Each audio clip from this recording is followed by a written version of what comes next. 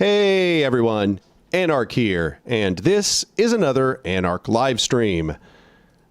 At this point, I assume you all have figured out that these take place on the last Friday of every month. Obviously, I might do them more frequently sometimes, but generally, I try to just do them once a month. But I appreciate everybody that is already here. I mean, that's got to be a pretty small number of people, but probably that's going to be those of you who are watching this afterwards, because, you know, obviously very few people are going to respond as quickly as the notification comes up. But yeah, we got a few people in here already. All right. Now I got to go share it on all the places. You know, that's how this goes. You got to share it, get all the people in. How's everybody doing today? Those of you who have already showed up. As for myself, I am incredibly busy. I have so many things on my plate right now.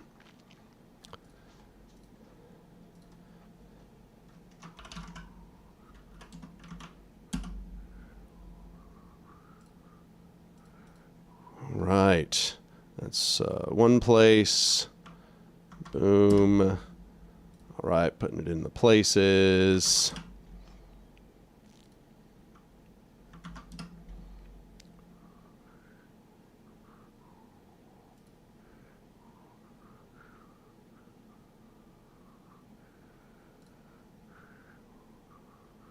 All right. Okay. Should be good for now. Oh, already got $2 donation from Hadrian. I appreciate it, Hadrian. So yeah, channel update. That's the stuff I'm supposed to do here at the beginning. Also, I just want to say, obviously, anybody who wants to help support the channel, you should go become a patron at my Patreon, which is patreon.com/Anark. I'll just link that for y'all here, just so make it a little easier. But yeah, you know, I've kind of seen a flattened rate of growth. That is to say, everything's kind of staying constant, not really growing, which isn't a big deal. However, you know, I would hope to see small growth over time, and new subscribers or new patrons often just kind of offset the people who are no longer patrons on the Patreon. So if you even want to just help the channel, you know, maintain its size and help me maintain my flat income, still might be very helpful for you to go become a patron. I understand, you know, we're on very difficult economic times right now. People are stressed. People have a lot of economic anxiety, given that Trump is a highly incompetent fascist dictator. But, you know, if you want to help the channel grow, that's something you can do. Also, if you want to help me out over on Means TV, you can go become a member of Means TV, or you can subscribe to Means TV using my affiliate link, which is down below. It's Anark, all capital letters, pretty easy to remember. I just get a little bit of a cut of the subscription that you pay over there on Means TV. And obviously, if you wanted to become a member on YouTube, there's kind of an integrated Patreon function on here on YouTube as well. So you can just go become a member down below in the channel dialogue for the YouTube. Yeah, that is, I think, most of the spiel. I think those are all the major things. But yeah, I appreciate y'all being here. Another thing that I was announcing, people might have seen in the community tab, was that I am seeking academic anarchists and libertarian socialists. We are currently founding a journal which is focused around anarchism and libertarian socialism, specifically the political science and philosophy aspects of it. And yeah, we are looking for people who want to be on the editorial board, as well as people who want to be peer reviewers. You are not going to have to be an academic or have any credentials in order to submit papers to the journal once it is created. However, at this stage, we are looking for people with academic credentials. However, if you don't have academic credentials, but what we do have is an extensive amount of knowledge or on-the-ground experience, that could also be very valuable, as we found this journal. And it is in association with Kansas State University. So it actually already has a little bit of noteworthiness or academic credentials to it by its very nature. So yeah, those are the biggest notes I would make. If you are interested in being on the editorial board or being a peer reviewer, you should send me an email. And if you're wanting to submit a paper, I would wait a little bit until we finish the foundation process, and then we will make a call for submissions. Oh, there's Murray. Look how big Murray is now. He a big baby. He big. Look at him. Oh, he's not knocking. He knocked down my lighting. Yep. For just a second there, I thought he was not going to knock down my lighting, but he did. He did. That's his spot, really, this is on me. I should know better. That's his spot. He loves that spot. Why would I put lighting there? I mean, he knows that I shouldn't. He knows. He says, Daniel, stop it. Why? Stop. Just let it sit there. It won't be that long. Only be a few hours. All right. Lighting is fixed. Oh, yeah. And down here, you can probably see little Lorenzo. Lorenzo is my newest little kitty, so that Murray has a friend and they can play all the time. I felt bad for Murray being all by himself, except when I'm here, and he was always wanting to play, but I couldn't play with him as much as he wanted. So I got him a friend, which is also part of the reason why I need those Patreon dollars, because it turns out that having a second cat is not just 2 times as much. It's actually a little more than 2 times as much. You got to pay for all kinds of things, for the cat. So yeah. Yeah, Lorenzo. He's named after Lorenzo Camboa Irvin, and Murray is named after Murray Bookchin. They both got the first names, 2 of the most important theorists in my mind. Oh, hey, Violet. It's good to see you here. Yeah, we got a lot of good people here today. I'm really glad that I did this.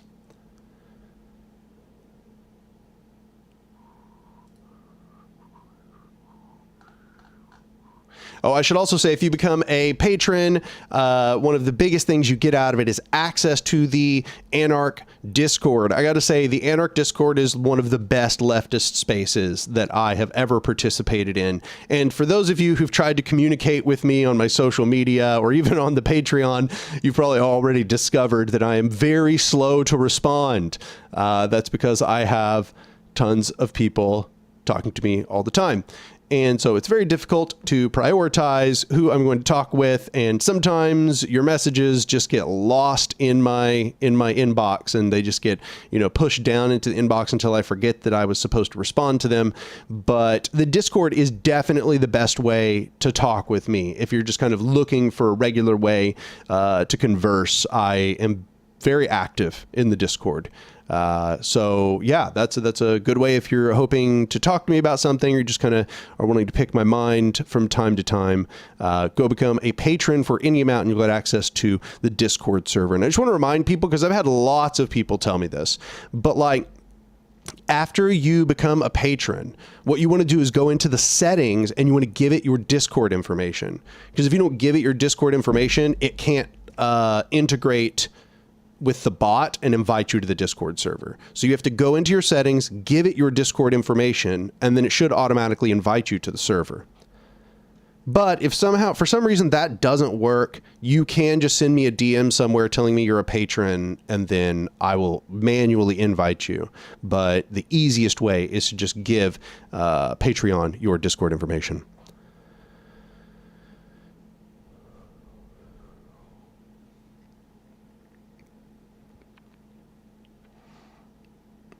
But yeah, the new people keep commenting on Lorenzo. Lorenzo is very sweet. Lorenzo is like human affection motivated He loves pets. He loves attention. He loves to cuddle. He's very, very cute. But Murray's also rubbing off on him, making him more rebellious. But now Murray is becoming more chill. Murray is less less of a goblin than he once was. He's becoming quite a bit more calm, and that's probably because now he knows what it's like to have a little kitten bugging you all the time. Colin Frank says, have you ever considered doing short-term Patreon collecting, like making videos that attract a wider audience, at least for a bit? Yeah, that's part of the reason why I do the Friday videos. Many people may have forgotten, but the channel is supposed to be focused around these big video essays. But that's another big piece of channel update.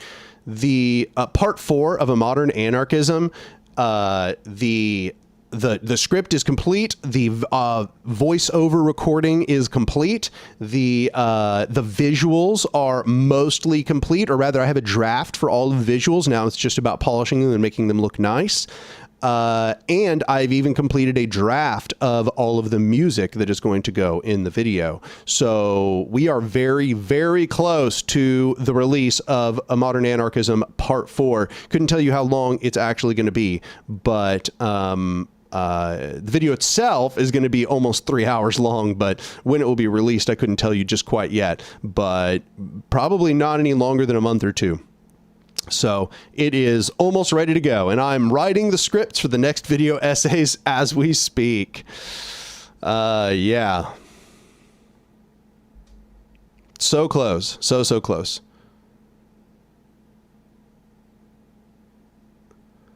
BitBlocks asked, where can I find more information about the journal you're founding and applications for peer reviewing or editorial roles? I'd love to see if I could get involved somehow. So right now we don't have like a front-facing website or anything. It is that early in the founding process. If you are interested in either being on the editorial board or being a peer reviewer, you can send an email to baryonpipeline@gmail.com. And yeah, I'll respond to you there. Right now, we're putting together a signal chat of everybody who is interested in being involved. I will say at the, on the editorial board and in our peer reviewing, obviously we would want people with more academic credentials as to give the journal more notoriety. However, I think that we would mostly prefer that for the editorial board. And as far as peer reviewing goes, we're probably going to be having quite a few more people who just have an extensive knowledge. As probably anybody is aware, the people with the most knowledge on anarchism and libertarian socialism and theory in general are not necessarily those people in academia. In fact, some of the most knowledgeable people I've ever met about theory and about practice and about the history of, revolutionary libertarian socialism and so on are people who are not in academia. So that does not bar you from being in the peer review process. However, we would like to have some feeling of the extensiveness of your knowledge. It would be good if we could see if you had some kind of, published works or something you've uploaded. Those kinds of things would make you more fit for the peer review process. The editorial board, its purpose is to give vision to the project and to drive it forward. So, obviously people with credentials are going to look good there, or at least people who have some form of clear accomplishment, just to give the journal a better name. But yeah, no, we are still in the recruitment process. We are pooling together all of people who are interested in being part of this, who are interested in being at the ground level of founding this. But we already have a scholarly publisher in the form of KSU, so that part we're good on. Now what we need is people with experience and background, and hopefully, some form of credentials, which will give the journal some amount of notoriety.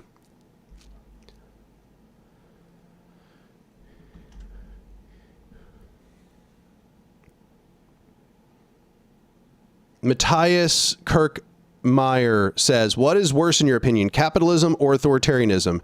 Capitalism is a form of authoritarianism. Capitalism is a form of authoritarianism where the concentration of power, the monopolization of power lies in the hand of the corporation or the capitalist. And capitalism tends towards higher and higher concentrations of power, towards more and more monopoly as it proceeds, as the market proceeds in its normal functioning. So capitalism is a form of authoritarianism.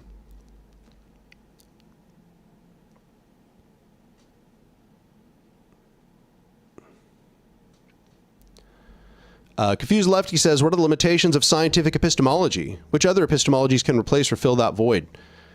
Well, the limitations of scientific epistemology are things that are not easy to scrutinize to the scientific process. That is to say, things for which there are not experiments which can be conducted, or things for which experiments would be very, very difficult to conduct.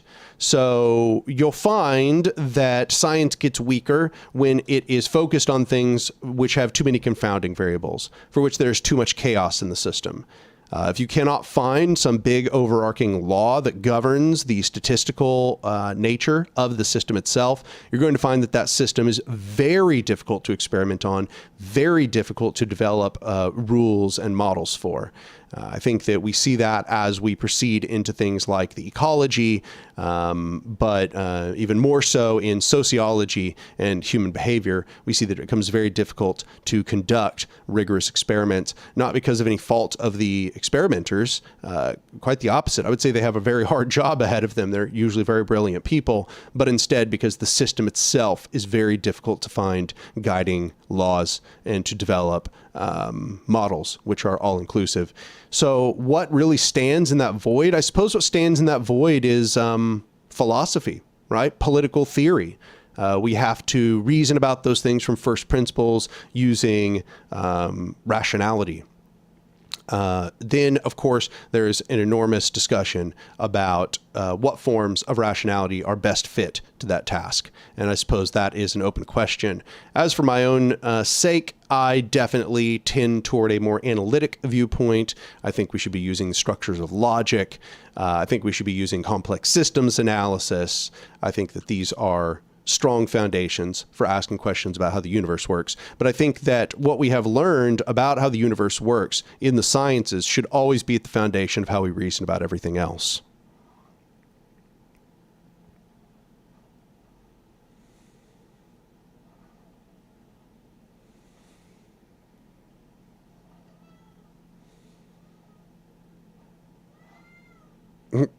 I hear Lorenzo meowing. Also, Lorenzo loves to meow. He just walks around meowing. Sometimes I don't even know what he's meowing about. I mean, I try to figure it out. Every time he's meowing, I try to figure out why he's meowing. Couldn't tell you half the time. I think he's just meowing just to express some feeling he's got. Who knows what it is? Oh, how old is Lorenzo? Well, I just got him in the last couple months. I'm so bad with time spans. I have terrible time blindness. Yeah,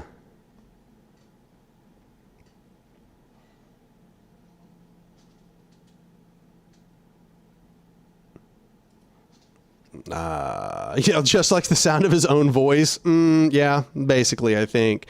Let's see if I can figure out, when did I get him? I don't know how old he was when I got him. That's part of the problem. Let's see. So I got him on May 31st. And I don't know, he's probably like maybe 2 months old or something, if I had to guess. I'll probably look into it, but he's not very old. He just baby. Do I like dogs? I love dogs. I grew up with dogs and cats in my household. But dogs need lots of space.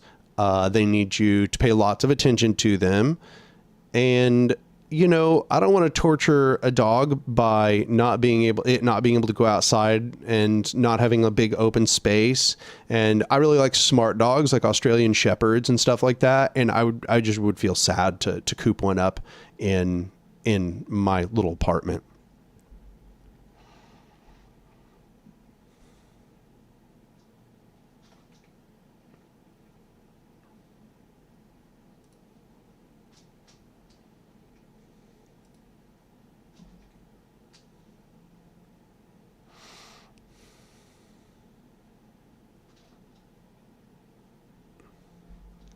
Ancom Jane says, how's Pride Month been at Co-op Tulsa? So Co-op Tulsa hasn't like held any Pride events, but a lot of our members have been attending all kinds of stuff that's associated with that. We have members that are in like trans gun groups and who are associated with all kinds of direct distribution of materials and so on.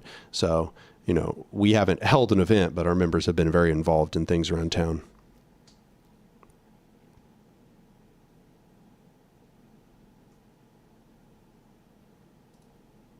Oh no, is Opper 55 an op? It kind of sounds like.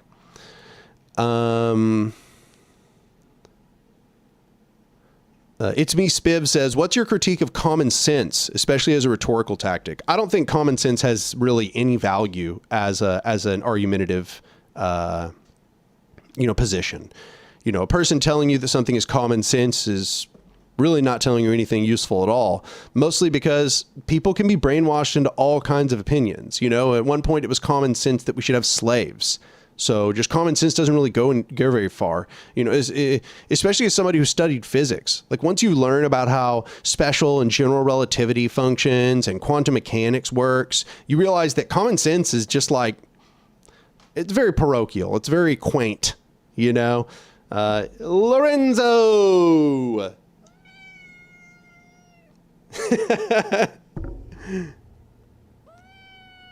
Okay, I'll put you down.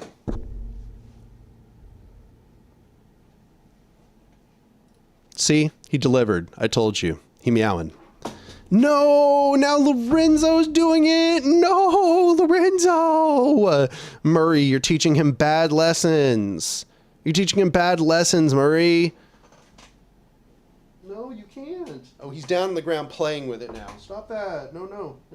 Can't do that. Oh my gosh. Oh my gosh. Stop. Okay. There we go. Fixed. You know they're going to do it again. They're going to knock it over again.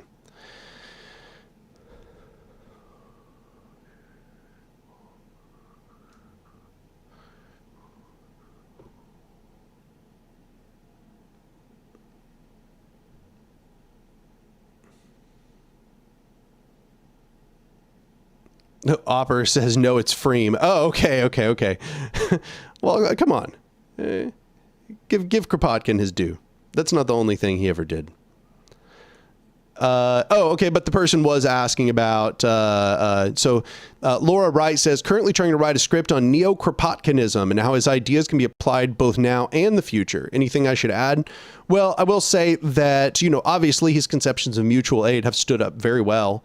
But one thing I will say, a criticism I've always had of Kropotkin is that Kropotkin seems to think that if all you do is get rid of hierarchical power structures, that people will just do anarchy.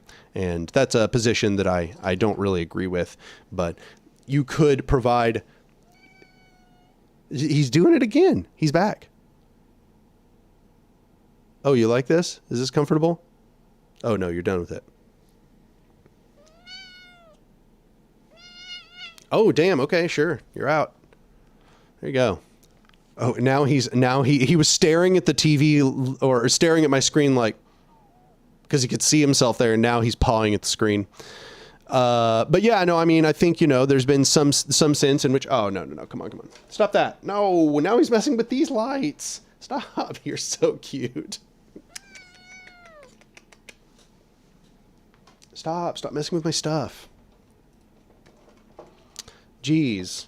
Yeah, he's really dismantling the illusion of this all being put together.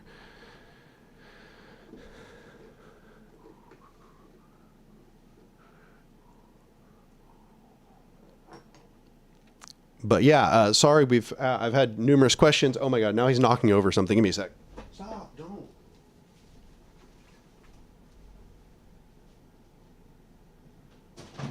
Why are you doing that?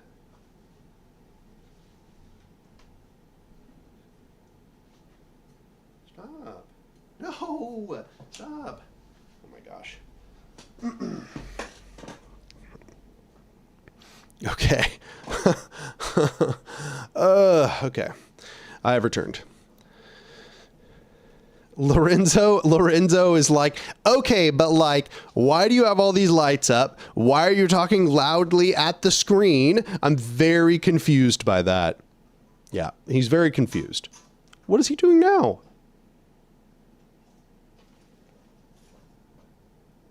Okay. He's found something else to be interested in.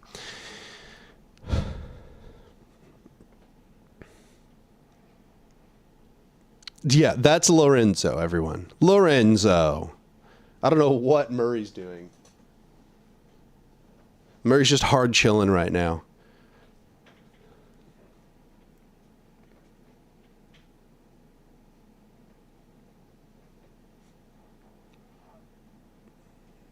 Oh, okay.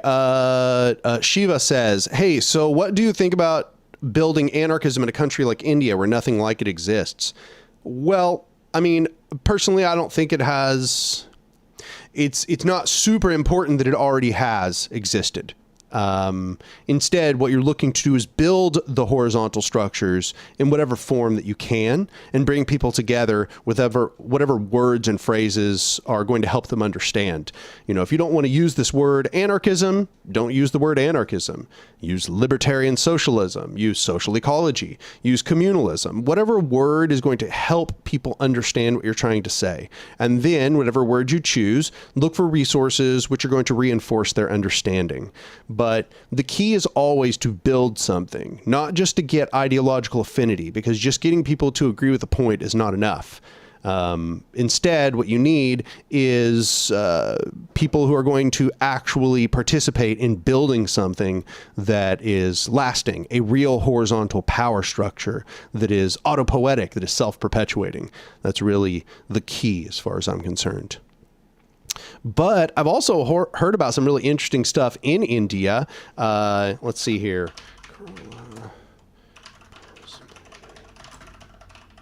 Let me see if I can find what I'm thinking of.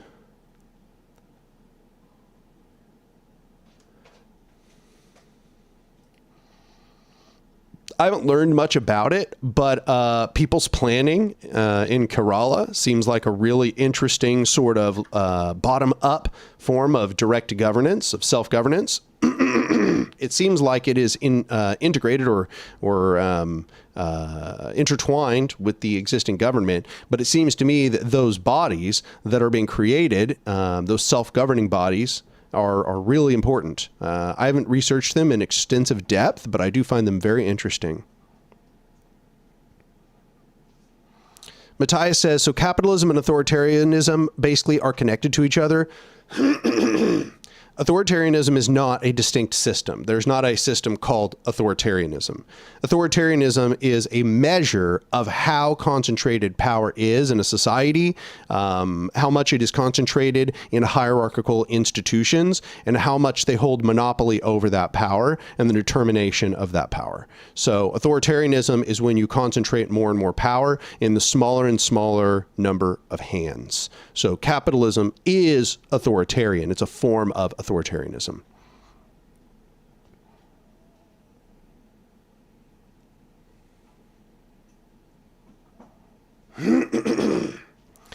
Panos Rousseff says, since someone asked about epistemology and science, do you have opinions on the philosophy of science of Kuhn or Feyerabend? I've never figured out how to say that guy's name. Excuse me. Yeah, no, I mean, I've looked into Kuhn to some degree. I haven't read, what is it? The history of scientific revolutions. Is that what it is? Kuhn, scientific revolutions.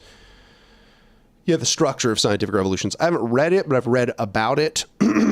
I find it interesting. I don't necessarily agree with every little bit that I've heard. You know, insofar as it kind of seems like he has something like Foucault's episteme model, and I don't really agree with that in the strictest sense. But I do think that he has some valuable, very valuable insights, and he's been extremely influential.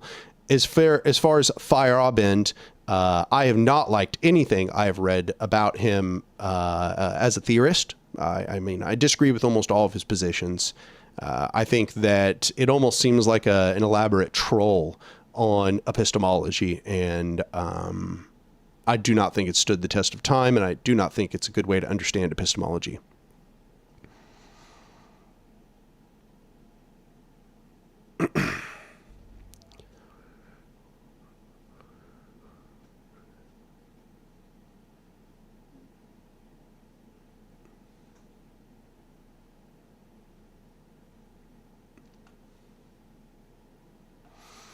All right. So just trying to keep track of everything here.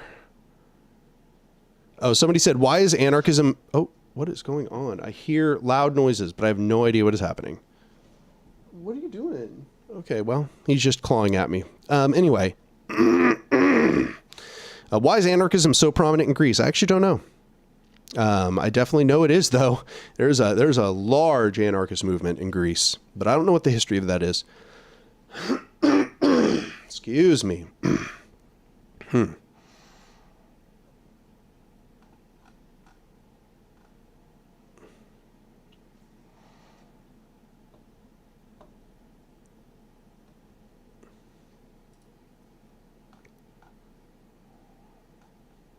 All right. Yeah, we got 91 people here. That's a lot for old Anark.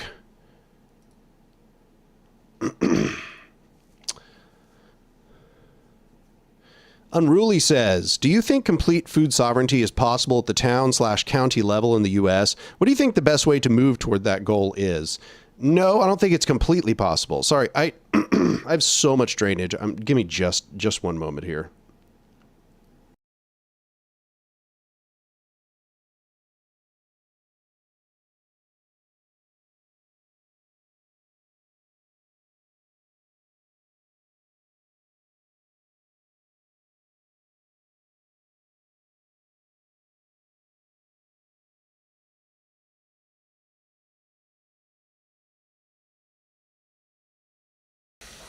All right. Yeah, you can see Murray down on the ground just watching Lorenzo be chaos.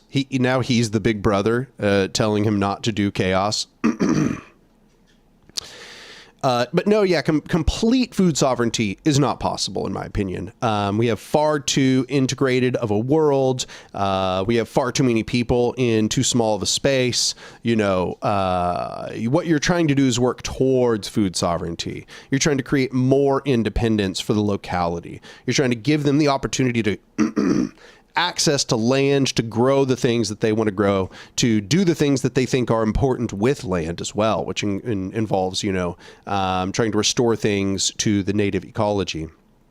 But yeah, food sovereignty is not entirely possible, just like autarky, you know, complete independence or autonomy is not completely possible. You know, the ideal is actually that we are trying to integrate all these food sovereignty projects with other food sovereignty projects so that we're creating a web of food sovereignty projects. And then that is much more powerful as well, because we can provide for people's needs outside of the zones where certain things are being grown and so on. So no, but in the same sense, you know, a union is not completely self-sufficient within capitalism, but it is a part of a greater economic process. So got a donation of $5 from Jackalope. Jackalope says, hey everyone, it's my birthday today. And for my birthday, I curse everyone who hears this message now or in the VOD to do an anarchism today. Well, you have been cursed to do an anarchism now. I'm sorry, everybody, but you have to do an anarchism. That's just how it works. It's Me Spiv says, what's your take on ML saying that your position is just Leninism, but with a different name? I think it really demonstrates how little they understand about anarchism, the history of anarchism. So, you know, the thing that a lot of Leninists try to accuse social anarchists of being or having a position that is like Leninist or authoritarian is because they look at this concept of dual organizationalism, and they look at the creation of the Catalyst group, and they look at the relation of the Catalyst group to the people, and they say, oh, that sounds like vanguardism. The problem is you've got the order mixed up. Dual organizationalism came before Leninist vanguardism. So whatever similarities you might be seeing here, it is not the case that Leninists discovered these things first. It is in fact the case that Bakunin is the first one to give us dual organizationalism. And yeah, no, it is not clear to me at all that that is like a vanguard. There are similarities, of course, insofar as that you have a group of ideologically advanced people who are trying to integrate themselves into social movements, but there's a big difference, number one, in the internal structure of those catalyst organizations, or, you know, by comparison to a vanguard, and number two, in the interaction of those organizations with the masses. Internally, a vanguard is hierarchical. It has a hierarchical structure. They put people into positions of explicit authority in order to make decisions for the rest of the group. Yes, there's some form of democracy to their centralism and democratic centralism, but ultimately the dispute ends when the leader makes the decision. That is pretty much how it works. People are going to get feedback, but the leader makes the decision. That is all, it's a form of internal representation, which is hierarchical by nature. There's also a completely different understanding of the interaction of that organization with the outside world. Whereas the Catalyst group in, say, a specifismo or platformism, or really just dual organizationalism writ large, the Catalyst group's job is not to jump into the driver's seat, to turn the entire revolution anarchist, and as well to become the state operators if a revolution were to be carried out. That's all authoritarian praxis. It is instead to simply be present, to offer assistance, to be a source of wise guidance, to give people directions to expand their radicalism if indeed they are expanding their radicalism. But it's really important to understand that the dual organizationalist approach of anarchism does not seek to control the revolution. It does not seek to put reins on the revolution and to guide it in a specific direction. It is instead, if there is any guidance at all, it's a form of nudging. It's about exacerbating the features, the radical horizontal features of the movement that already exist. Whereas the vanguard is instead more about imposing a set of very particular solutions upon the masses. Now, I should say, of course, there are some examples of this being otherwise, such as the mass line. However, mass line in practice, so for anybody who's not familiar, mass line is essentially, it's a tactic mostly seen with Maoists, but the idea of mass line is that you go to the people, you ask them what their concerns are, then you come back with a program about how to solve those concerns. I don't think there's anything inherently wrong with that. I think mass line is probably one of the more democratic parts of the vanguardist model. But the problem is that when they come back, they're always proposing hierarchical solutions, or at least most of the time they're proposing hierarchical solutions. And what they're hoping to do is guide the whole thing towards hierarchical models of organization, as well as trying to seize the state and then do state capitalism. So really, the similarities are mostly superficial similarities between the two. And saying that dual organizationalism is Leninist doesn't make sense because it has the order mixed up. If anything, if that's how you want to cast the relation, then you would say vanguardism is anarchist. But notice that if we said that, we would know that it were absurd. It's not true that vanguardism is anarchist, even though dual organizationalism precedes Leninism completely. It precedes Lenin as an important figure even.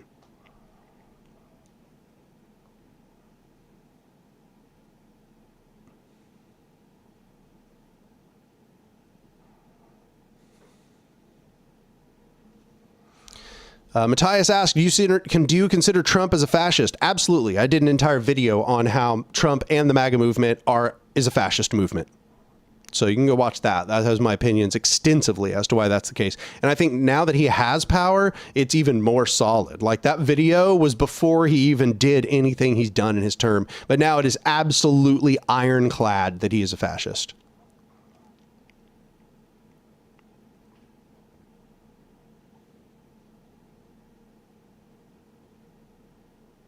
I've seen numerous people talking about the victory of Zoran Mamdani in New York, asking how I think about it.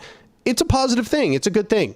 Like I've told people many times, like I don't have to repeat myself, I don't think, but I've been very, very critical of electoral politics. I don't think people should be putting their effort into them. I think that their effort is better deserved elsewhere. But it's not like it's not a good thing when a progressive ousts a sort of institutional Democrat. That's a good thing. It's good when that happens. And Mamdani will absolutely be better for New York City than Cuomo would. He was a terrible leader. He is highly corrupt. As far as we can see, he was a sex pest. Just in every way, he was not a good person to have in that position. Not the sort of person we would want to have power. It'll be better. It'll be better this way. But I think that what people have to keep in mind is that this is not the goal. That's the outcome of a growing movement. It's not vice versa. The movement grows and then allows something like that to happen. And there's some reciprocal feedback, but you'll notice that feedback is mostly going to be funneling people into DSA, not into broader on the ground struggles. It teaches people that the solution to the problem is to canvass more, to get more people elected. Unfortunately, that's not going to lead to solutions for us. We have to create revolution from the bottom up. Otherwise, what we're going to get is state capitalism or social democracy. And we have enough examples of that to know that that does not lead to bottom-up power for the people. So if our goal is bottom-up power for the people, that's just simply not enough. Institutional politics are not going to work in producing a bottom-up revolution. However, that doesn't mean that we shouldn't be happy when the establishment receives, a shocking blow against their hegemony. That's a good thing. It's a good thing. I don't think Cuomo has any chance of winning in the general. And I think we basically have a Democratic Socialist as mayor in New York City, as far as we can see.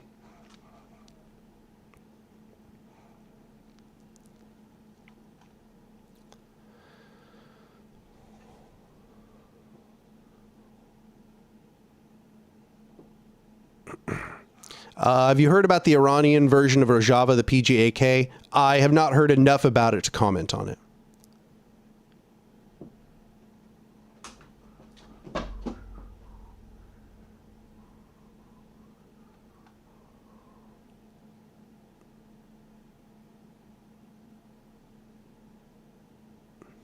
Confused Lefty says, what do you do with Luthen-like figures in our movement who are competent but can concentrate power? Are people like that necessary to succeed?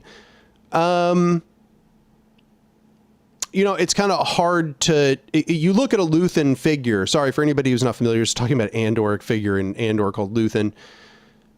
Luthen is a valuable kind of person to have in any revolutionary process, but you're absolutely right that Luthen has... somebody like Luthen has a high potential for abuse of power, and that also leads to them being able to do really sort of underhanded and nefarious things. In Andor, we should be grateful that Luthen had more moral courage than he could have had. He was actually a pretty principled person, even though he did some really terrible stuff. He actually was a successful utilitarian. But I think that when we see these figures in real life, they can often be very problematic figures. Nonetheless, this form of sort of spycraft is very valuable. It's something that we have to learn how to do properly. Oh my gosh. I'm just having so much drainage. Yeah, I can hear them fighting in the background. They're just running all over the place. Yeah, Luthen has some parallels to like a Machno sort of figure. But I think that he's not quite like Machno insofar as that Machno was very visible as the head, whereas Luthen was not as visible. He was in the background.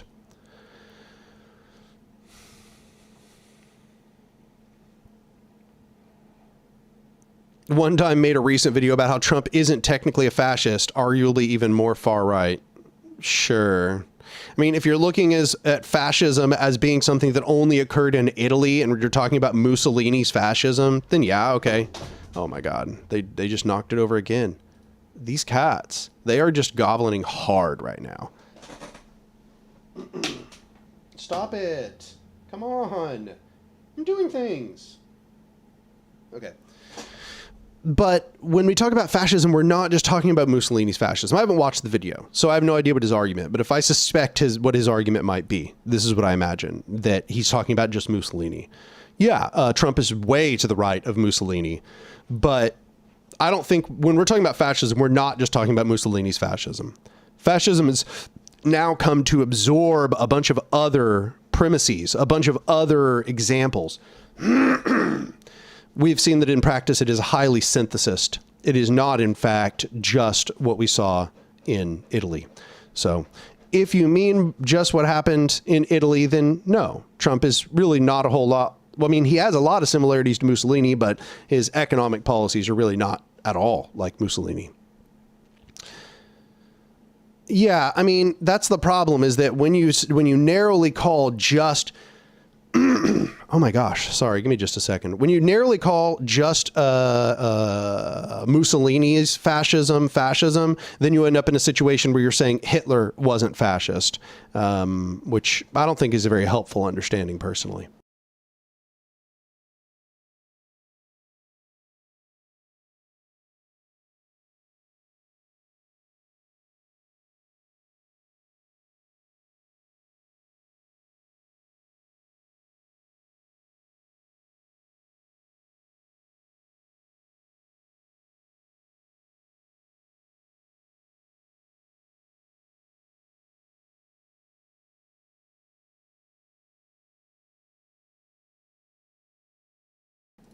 Anyway, but yeah, no, I think that it's not super helpful. I've often called this the stamp collector approach.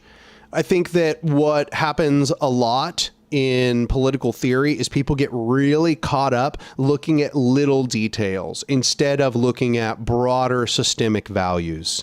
So, you know, you've got people that are trying to delineate all these little subtypes of capitalism and subtypes of authoritarianism and subtypes of, and, you know, that's all well and good, I guess, if you're an academic and that's all you're doing is just academia and your work is more about kind of living in a world of abstraction and ideas, then sure.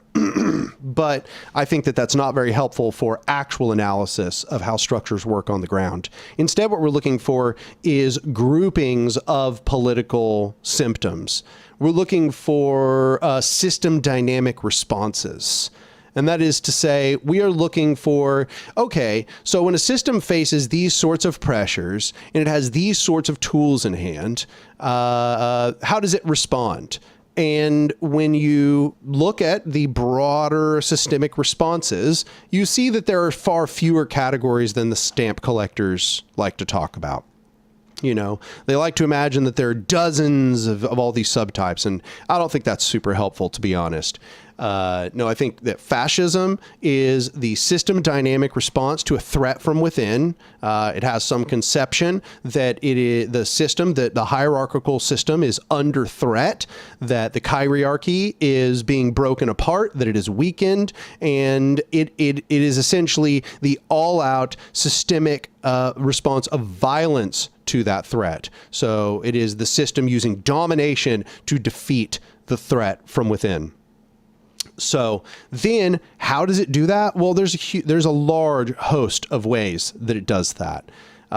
Whereas that's one response, you know, you use domination. The other response is essentially bribery of the population, social democracy, right? Social democracy is the other systemic response that I think we should be looking at. Social democracy says, hey, you want more rights for unions? We'll give you more rights for unions. You want higher pay? We'll give you higher pay. You want healthcare? We'll give you healthcare. Now you stop doing a revolution? Right? That's social democracy. Social democracy is the other systemic response. Oh my gosh. So for me, I don't think it's super helpful to try to delineate all these tiny little features of those broader systemic responses. I think if anything, it sort of obscures the overarching nature of those systemic responses. And it disallows us from sort of understanding what they are, how we can prevent them, and what we can do to fight back against them. I think if we get too bogged down in all these tiny little details, it actually disallows us from understanding what the broader systemic problems are.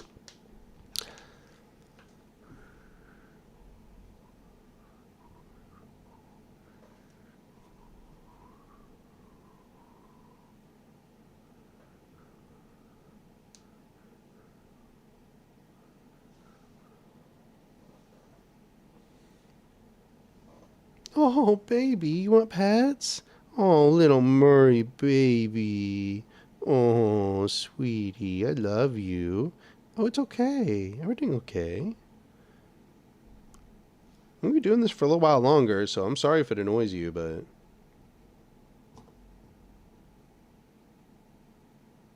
I can tell you're raring up for a bite, but you better not do it. Good. Okay.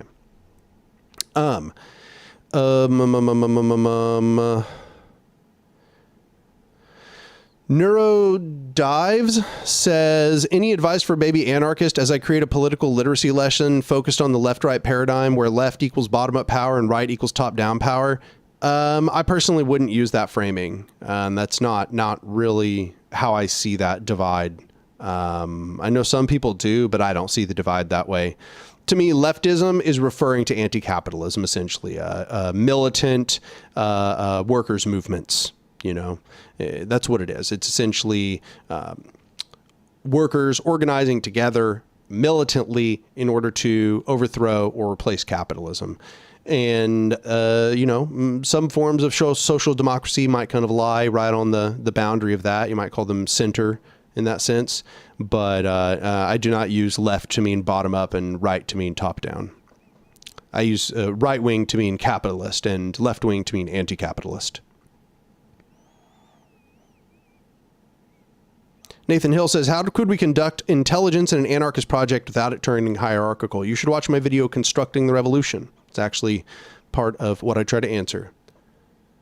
Matthias says, do you see anything positive about capitalism, or do you 100% disagree? Yeah, there are positives to capitalism if you compare it to feudalism. It's good that people are not inherently, you know, classed into either being slaves and considered a part of the property under a feudal lord, or being a feudal lord. That's, you know, that's a good dichotomy to destroy. It's good to destroy the concept of religious authority governing everything and, you know, the power of the monarchy. Those were all good things to destroy. They were highly irrational. I also think that, you know, capitalism has a much more rational drive than monarchy.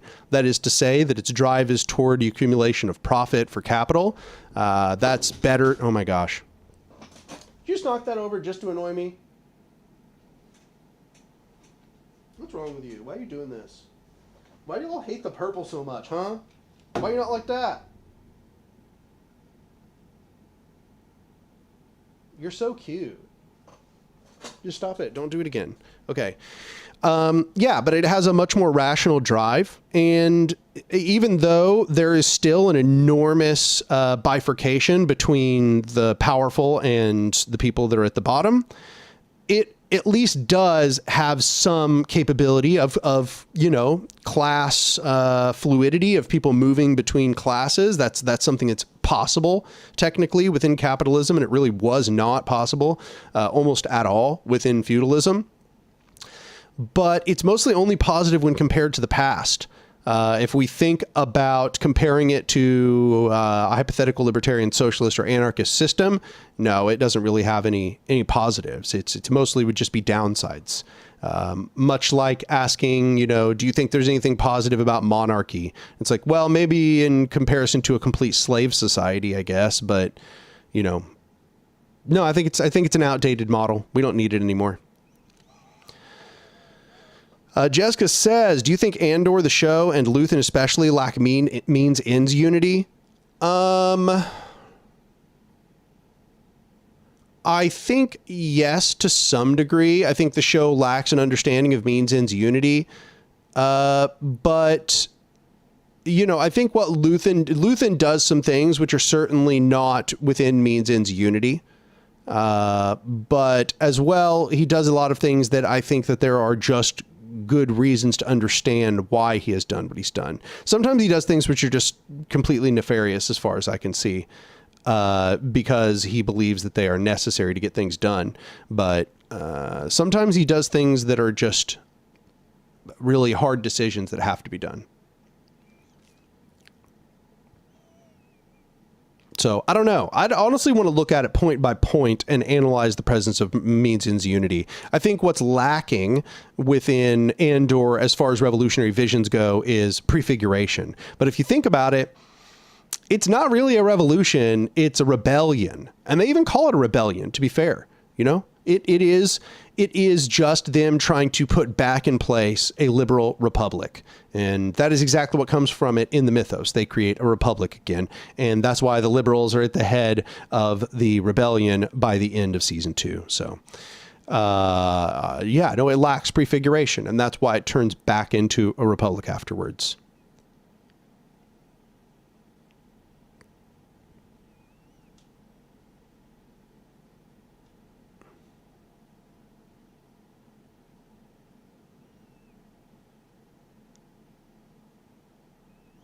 Milton says, how could Trump possibly be a fascist when he supports economic deregulation? The fascists of the past supported corporatism or dirigisme.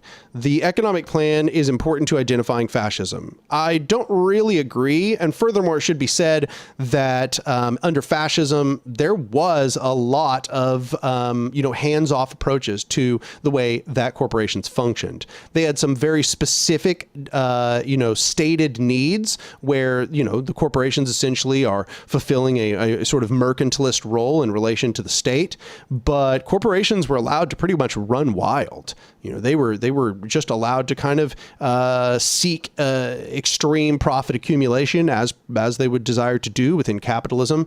And in fact, we've seen this numerous times. Trump's really not a unique manifestation of this. We've also seen this with Pinochet in Chile. Deregulation is part of, giving capitalism what it wants. And fascism uses capitalism as an engine. I think that's what a lot of people forget. It's like, it doesn't get rid of capitalism. Fascism is not anti-capitalist. Fascism is very, very pro-capitalist. It's a desire to move back towards monarchy, but fascism is preeminently practical, you might say. And so it recognizes the existence of the hierarchies within capitalism, and it seeks to bolster them as much as is conceivably possible. And that involves empowering capital, which involves deregulation, which would have been holding capital back from its process of accumulation.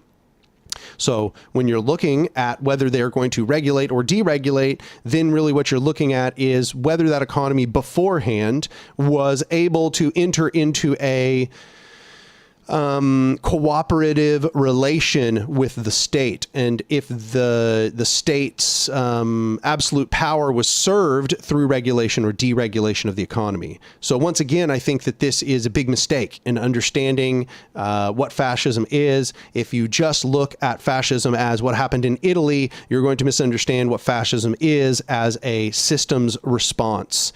Which is to say that it is comprised of a series of dynamical systems processes in reaction to the existence of an internal threat as it perceives it. So I think that's a big mistake to think that it's only what happened in Italy. Italy was a specific context of fascism.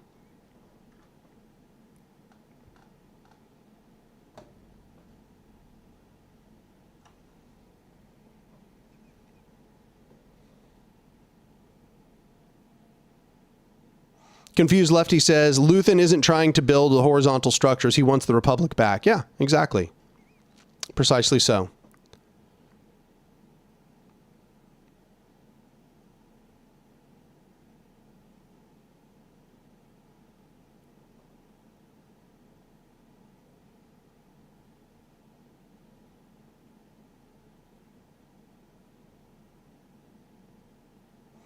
Milton says, if fascism is all about preserving capitalism, why did Mussolini nationalize 70% of the economy? Italy's economy was more nationalized than the USSR. Nationalization does not get you away from capitalism. This is a mistake that liberals often make. capitalism is not just private ownership of the means of production. Capitalism is actually more about alienation of the workers from control over the means of production, ownership and control over the means of production. And it is about the wage-labor relation. It is about the sort of surpluses of the capitalistic process of profit accumulation, not going to the workers, but instead going to a small group of owners. So state capitalism is capitalism. And in fact, state capitalism is very common in fascistic regimes, and it's been noted numerous times that state capitalism is a mechanism for the maintenance of capitalism. In fact, we can see that in authoritarian leftist examples, their maintenance of state capitalism was very, very responsible for the maintenance of capitalism more broadly. So yeah, no, I mean, I guess that critique would make more sense if we were talking about the position of like an authoritarian leftist, which is that they try to conceive of state capitalism as not being capitalism. But from the perspective of a libertarian socialist or an anarchist, or even really just a classical leftist before the early 1900s, state capitalism just is capitalism. Nationalization is not anti-capitalist.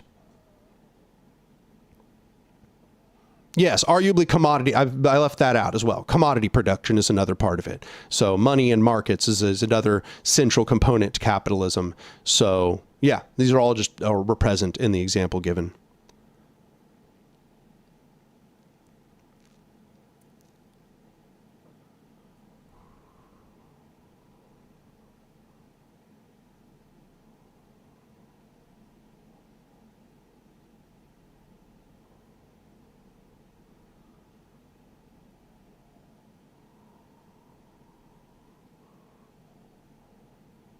Knowledge and Defense says, do you think that including all or excluding all ideologies that contradict libertarian socialism as much as possible from a federation is too vanguardist or centralist, like the PYD kicking out authoritarian parties?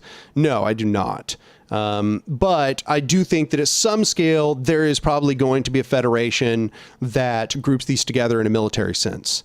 Especially in a time when we're dealing with, insurgent or, resurgent fascism, when we're dealing with large scale military conflict, you are probably going to have some form of military federation that groups these groups together. But insofar as like political federation, I would say that libertarian socialists should never politically federate with authoritarian socialists.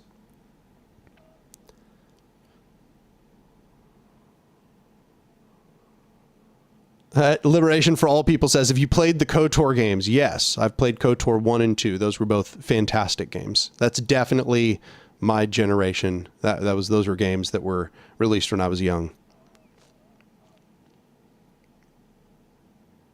Caleb Richards' channel said, do you believe the current state of China compares favorably to the current state of the U.S.?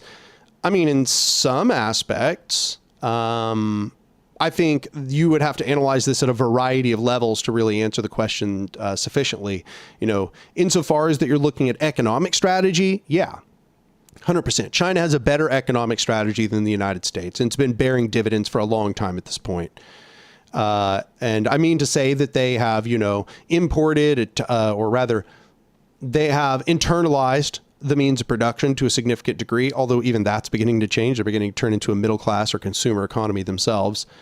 But, they've maintained a ton of control over production, and that means that they have a very strong proletariat. However, if you were to ask me whether I think that, it's better for the workers, I mean, insofar as the social democracy is better for the workers, yeah. Yeah, I mean, insofar as you consider it better to have higher wages or, than maybe you would have under a pure capitalist regime. Insofar as you're asking, like, is there a better social safety net and so on? And for the most part, yes. But if you were to ask, like, does the worker have more power? That much is not clear to me. It doesn't seem like in China the worker actually has more power. As far as I understand, they've still banned independent unions. All of the unions are essentially absorbed into the power of the state, and the state has very, very direct control over them. And that's not good. That's counter-revolutionary. In fact, I would consider it essentially a form of a revolutionary suppression within the population. So, yeah, no, I mean, China is probably not more likely to see a revolution than the U.S. I mean, to say like a libertarian socialist revolution, or, when I say that, I mean to say just an actual workers' revolution. So, yeah, I mean, there are ups and downs. From a top-down perspective, China's economy is much more rationally planned. But if you're talking about the worker power, no. I mean, I don't think it's really much better off.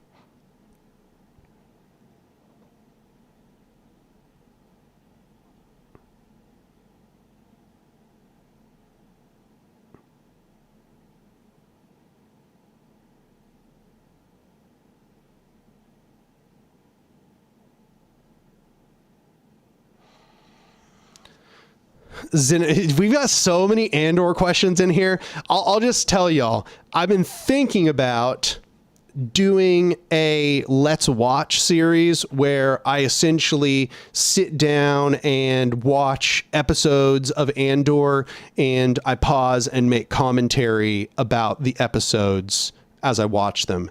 My only concern, and the only reason why I haven't already just committed to it, is that these are owned by Disney, and Disney is so litigious. They are one of those where they absolutely will take down your video if they have any justification to take it down. They do not want any part of their properties to be in YouTube videos, as far as I can see. So that's, one big concern that I have, but part of me knows that I could probably get around it through fair use exemptions, also just through blurring the footage, only showing very short parts of the footage. When I talk, it just freezes. You don't sit there and watch me watch the whole episode. Instead, we just show select clips that are pertinent to the discussion that I'm having. These certainly wouldn't be low effort videos because I'd have to do a lot of editing, but, I do have a lot to say about Andor. I think that it has factually radicalized a lot of people. It has. I've seen a lot of people just come out and be like, I'll be honest, Andor radicalized me. This show radicalized me. And it might actually be a really good opportunity to discuss what's happening in Andor, comparing it to other examples, other revolutionary examples. Also just praising the show for its beauty of execution and all of the upsides that it has. It's an incredible work. So I've been definitely thinking about that, and I think my audience would enjoy it. You said maybe do it like how Danny Mata Reacts to series. I'll look into that. I'll put that. Danny Mata Reacts. I'll watch maybe a video or two and just kind of see what that looks like.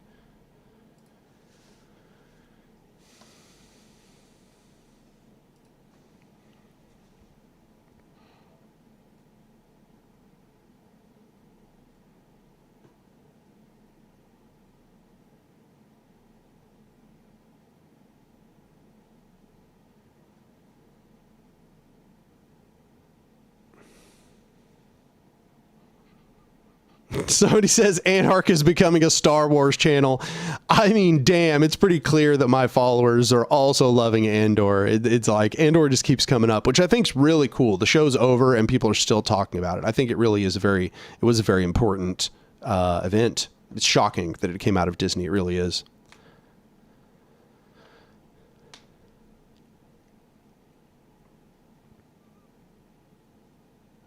Knowledge and Defense says, so do you believe moving the Overton window by social democratic wins like in NYC is preferable to being opposed to potential co-option and pacification of revolution? It happened to Sudan in 2019. Right now, I don't think we're at the stage where we're going to see pacification by these wins. We are really truly the underdog in that field. And I think this is the first time that people have gotten the inkling that perhaps we are not perpetually going to be the underdog. I suspect we're going to see a big resurgence of social democratic politics. We're going to see a lot of social democrats themselves in our spaces.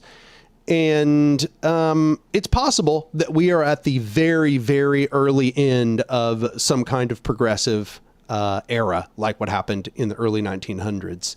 So, the late 1800s is the end of the Gilded Era. and the early 1900s at the beginning of the progressive era. So it's possible that we're seeing something similar, that capital has reached its height and social democracy is going to resurge, but it's not entirely clear. At the moment, I can't really bemoan too much the victory of a social democrat in a place like New York City, because overall it is better for the people of New York City to have somebody like Mamdani than Cuomo. But I guess for me, I'm just always going to have to be the one sitting here being like, those things are good, but don't focus all your energy there. There are more important things to worry about, people, for the love of God.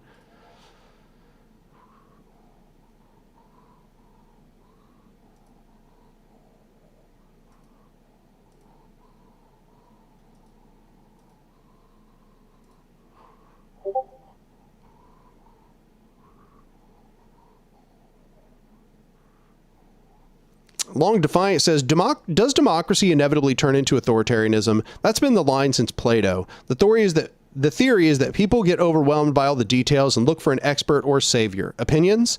No, I do not believe that that's the case.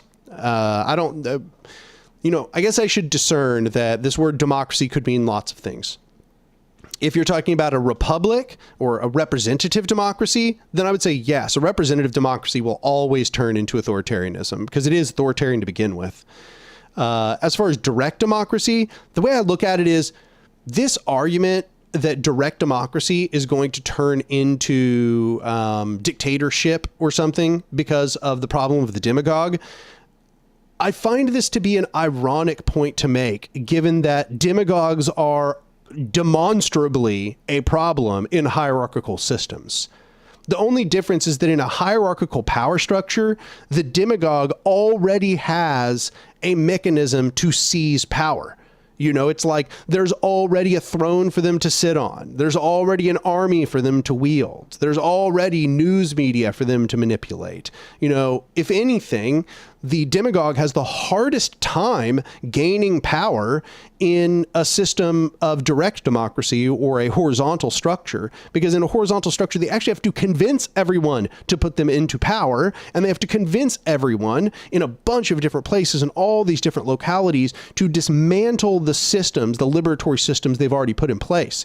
That is an enormous break on the power of the demagogue. That's going to take a lot of effort.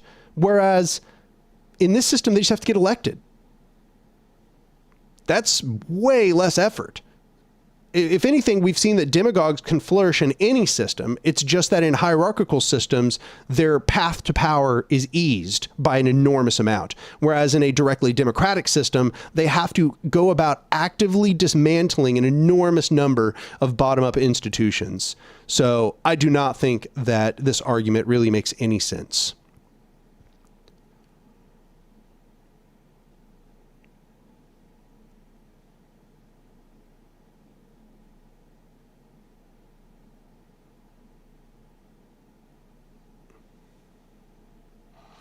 AJ Prince says, Anark, do you have any tips on language or angles to take on convincing others to stop consuming media from the corporate giants? Trying not to come off as a killjoy is tough at times. Well, I don't necessarily agree with that they need to stop because I don't really believe in consumption habits really having a huge impact on changing structures. So I'm not over here thinking like, oh, stop consuming that media from that large structure because when we consume it, somehow we are benefiting or empowering that system, because we're just a drop in the bucket, all of us individually. I don't think it matters. I think that people should really just enjoy what they enjoy, that we live in a very difficult world already. People are very stressed. In fact, they need some place to decompress. Sometimes they need a place to just watch and enjoy things. They need to be able to consume whatever it is they consume in order to de-stress from an extremely stressful world. I think that if there were a mass boycott, then maybe I would be in support of telling people to just stop watching those things or stop consuming them. But insofar as there's not, I don't believe in personal boycotts, or at least if a personal boycott's important to you, go ahead. But I don't believe personal boycotts have any real impact on the world. You should, in my opinion, only engage in a personal boycott if it has personal ethical significance to you. But I do not believe that it has any broader ethical significance to society. Our personal boycotts don't mean anything to a corporation. Corporation doesn't care if one person or 3 people stops consuming their media. They wouldn't even notice. There's no there's no mechanism for them to notice. You know, imagine you're a corporate executive. You know, what you get is a quarterly report on your desk, and you look at the quarterly report, and it's just got numbers in there. It doesn't say like Daniel in Tulsa, Oklahoma stopped watching our show.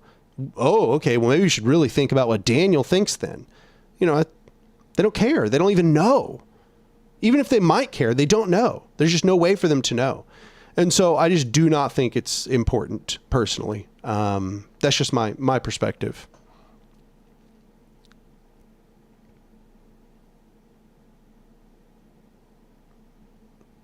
Confused Lefty asks, what do you think about Fanon's work? I really liked Wretched of the Earth and Black Skin, White Masks. I thought they were both profoundly insightful. And Fanon strikes me as somebody that if he had been introduced to it, he probably would have been very libertarian socialist. He probably would have been very pro the sort of politics that, you know, social anarchists or various forms of libertarian Marxists have held. I think Fanon sounded like he was an ally in waiting, but and you can see these sorts of libertarian socialist biases all throughout Wretched of the Earth. I think it's a very valuable book. You know, every once in a while he says some things in there which are sort of vanguardist or economically reductionist, but I think he has a very strong analysis, and I really liked Wretched of the Earth. I actually did a video with a radical reviewer. Yeah, sorry, I can't believe I forgot his channel name. I've been watching him for so many years at this point, but I'll link it in the chat real quick. Give me a sec. We need to talk. Oops, wrong. All right.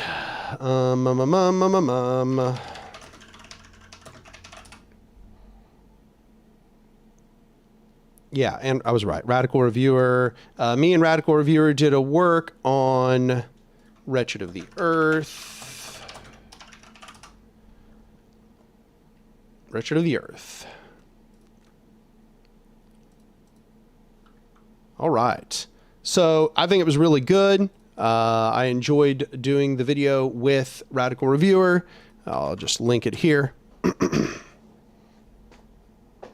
Got a donation from Jessica for $5. Jessica says, how do we move people from SOCDEM to anarchist in mass? Well, I think a big part of it is they have to watch social democratic politics fail to get what they want. I think that's part of it. People become radicalized by watching things fail. So what we have to do is we have to be present enough that they feel like they have an out. They have a place to go, that there's that those energies that they still have can be dumped into a meaningful outlet. So we have to be the ones to produce those meaningful outlets. We have to do it even when our position is not yet popular. And so I think what you're going to find is that a lot of people are brought in by social democratic politics. I think that's one of their biggest claims to their effectiveness, is that they are a big megaphone. And once we've got people pulled in by those politics, our spaces will tend to swell. All spaces will tend to swell in the process. And in that process, we have to build something that will last. We have to build those horizontal power structures that are bigger than the moment. And when the time comes, when the failures of social democracy are laid bare, which they probably will be, because I don't think we're going to end up in a Sweden situation, then those people will become radicalized. I mean, you're speaking to one of them. You know, I wasn't like a social democrat during the Bernie era, but I was very open to using electoral politics in order to get things done. And I had to watch those politics fail before I became even more radicalized and ended up where you see me now. In fact, if you look at the really, really early part of this channel, back at a video called Change and Revolution, you can still see that I'm making nods towards the success of like Bernie Sanders and AOC like figures.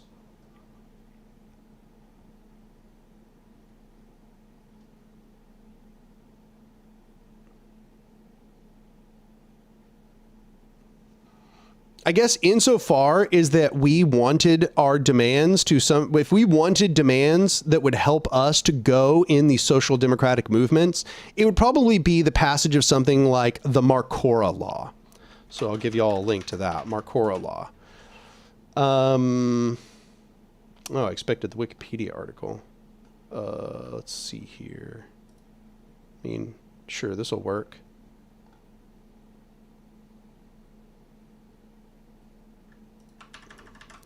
All right. Sure. I just put the first article, but you can go look it up. The Marcora Law. So the Marcora Law essentially says that when people are going to be, when a corporation is about to go under, and everybody's about to get unemployment from it, this law allows them to take all of their unemployment funds and instead buy out the company and turn it into a worker-owned cooperative. And that has enormously increased the number of worker-owned cooperatives in Italy, where I think the Marcora Law was passed. So this would be something that would be good for our social democrats to pass. That would be very beneficial for us in constructing horizontal power structures. It would actually even give us a vector for going to failing companies and using the Marcora Law to transform them into workers' cooperatives. So that is something we could benefit from if the state were to pass that. But there's probably other things that social democrats could do to benefit the construction of horizontal power structures. But I would say that we shouldn't get too carried away with it, because then we get swept up in their movement. I would say instead, insofar as we interact with them, we should interact with this conception that they may be able to benefit our movements, but that we should not be putting our time and effort and energy into things like canvassing or phone banking and so on. Instead, we should stay focused on building revolution from the ground up, and we should use whatever concessions are available from the social democrats to benefit our movement.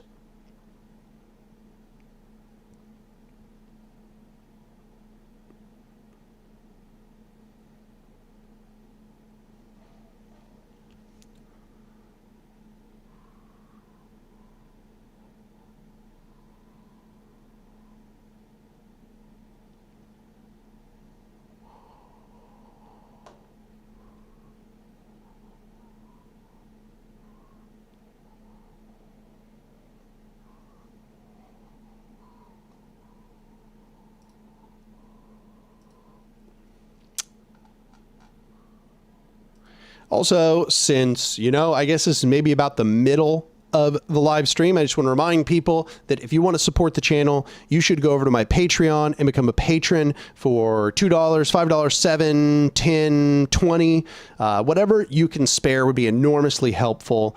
I just got a second cat, and, honestly, it is kind of a strain on my finances. So if you want to help me pay for Lorenzo's food, I would appreciate it. And you can do that by going over to Patreon and becoming a patron. For some reason, Lorenzo, I couldn't tell you why, Lorenzo does this thing where he goes over to the food bowl and then he scrapes at the ground, and then he knocks over the food bowl, and not all of it, but a bunch of the food goes on the ground, and then he eats out of the bowl. And then I have to go over there, get on the ground and scrape the food up off the ground and put it back in the bowl. And then he just kind of looks at me like, well, okay, thank you. But it's like, bro is like wasting food like crazy. It's so hard to like constantly be over there scraping it up off the ground. But yeah, no, 2 cats go through food so fast. It's wild. He's trying to bury it to save it for later. Maybe so. Maybe that's like an instinct he's got. Redistributing 70% to the ants. Damn, bro. Oh my God. Yeah, I keep a paper under it. I'm thinking about getting just like a mat or something. That way I can kind of do the thing where I kind of like, shake it into a small pile or something.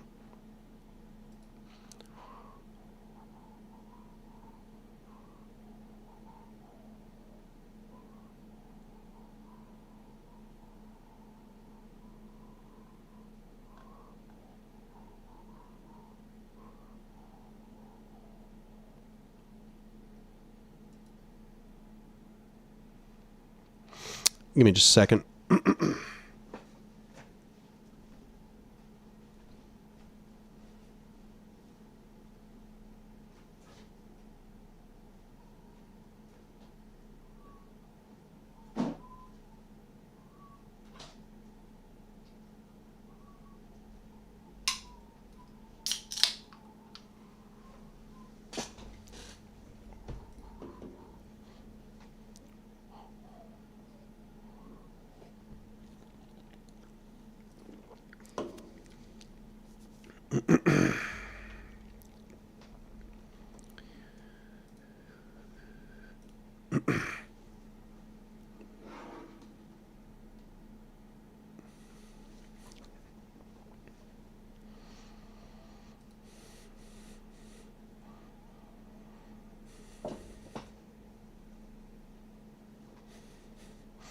Viva La Antifa says veganism is not really a boycott, but rather a new consumer trend.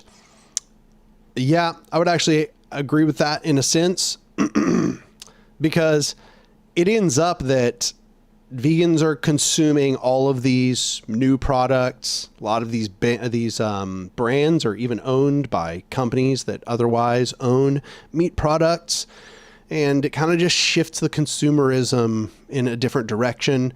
I think that, you know, if you look at the impacts, it has mostly just led to the availability of vegan products. That's the biggest outcome. It is not, in as far as I can see, led to any less factory farms. It has not led to any less suffering for animals. It has just led to a little bit less consumption of animals. So yeah, I think that what I've noticed is there's a very strong liberal trend within veganism, which really only sees the boycott as a viable means of changing things and has no real conception of direct action to fix problems. I think that if you're looking for an example of vegan direct action, you should be looking at the ALF, for example.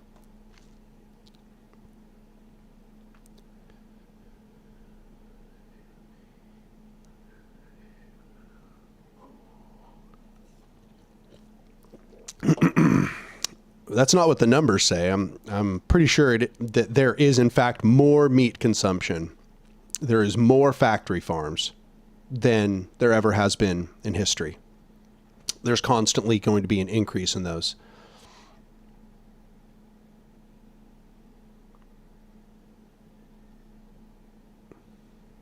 If you want to show me a study that says otherwise, I'm open to it, but I don't think that you'll find a study that says otherwise.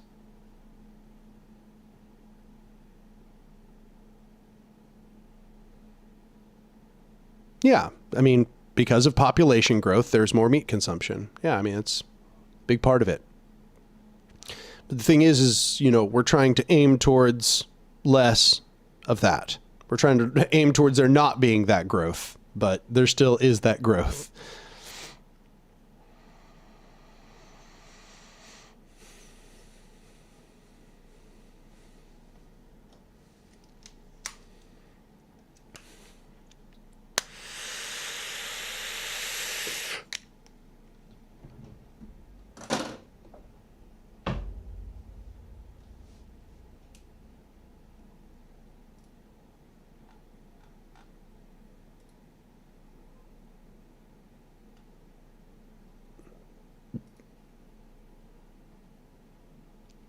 Instead of growing numbers, what about growing tomatoes? Yeah, that's our approach at Cooperation Tulsa.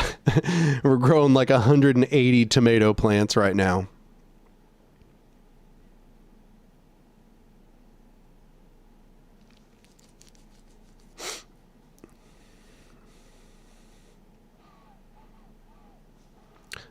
Crumb Timber says, do you feel the same way about BDS as you do about personal boycotts in general? No, because BDS is not a personal boycott. BDS is an organized, concerted boycott. And that's why it works. If it were a personal boycott, it probably wouldn't work. But instead, it is a very large scale, concerted, organized boycott with clear demands. So I think that BDS, everybody basically has a moral imperative to engage in BDS.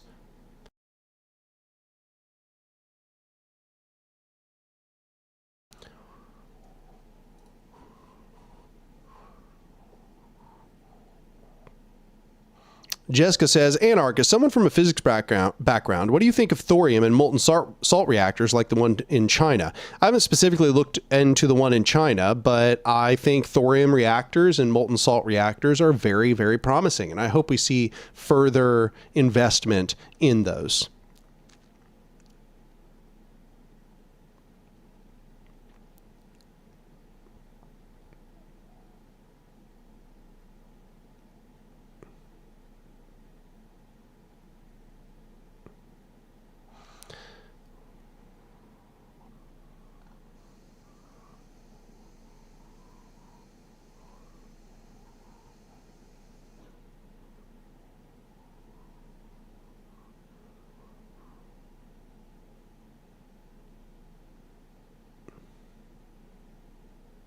Nikolai says, delegitimization is showing the masses the failures of the bourgeois process, trying to force popular concessions that bourgeois party will never take while organizing on the ground. Yeah, I would basically agree with that.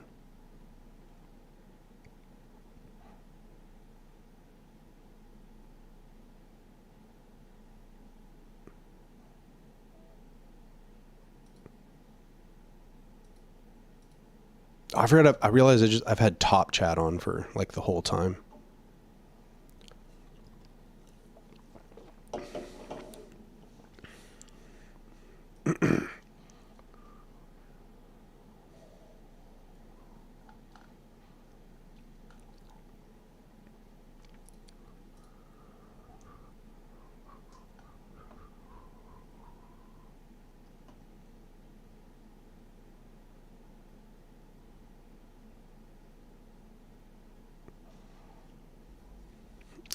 MKRA says, what do you think about the boycott against J.K. Rowling? Rationally, I know it doesn't do a scratch to her, but personally, as a trans person, I don't trust people who parade Harry Potter stuff around. I try to have patience for people that just genuinely enjoy Harry Potter. You know, a lot of people grew up with it. A lot of people got into it well before they knew what J.K. Rowling was like.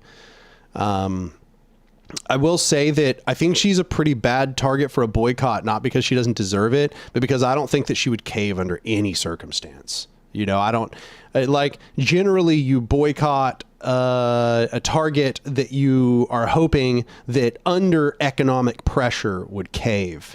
But I don't think she would cave under any economic pressure. I think she would rather be homeless than ever stop being a transphobe.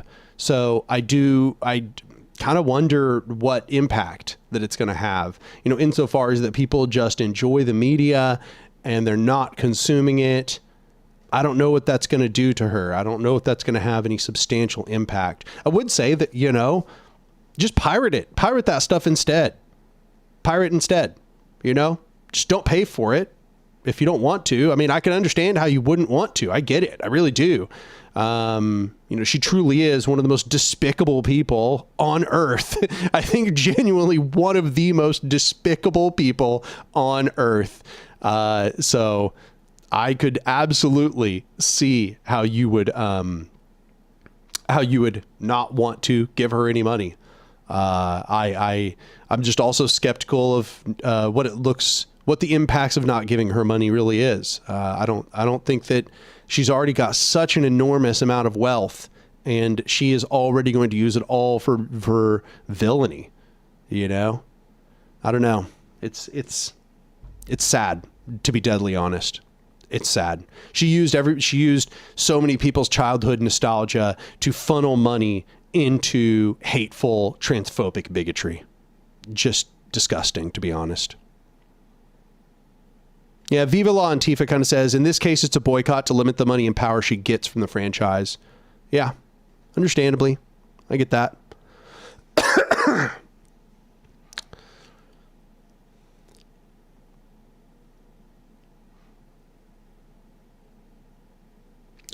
Got a donation from Sam. He says, what's the deal with this journal? So I talked about it earlier in the stream, but I will talk about it again. I am talking with somebody from Kansas State University, and we are going to be using a press at Kansas State University in order to produce a scholarly journal around the topics of anarchism and libertarian socialism, specifically in the fields of political theory and or political science and philosophy.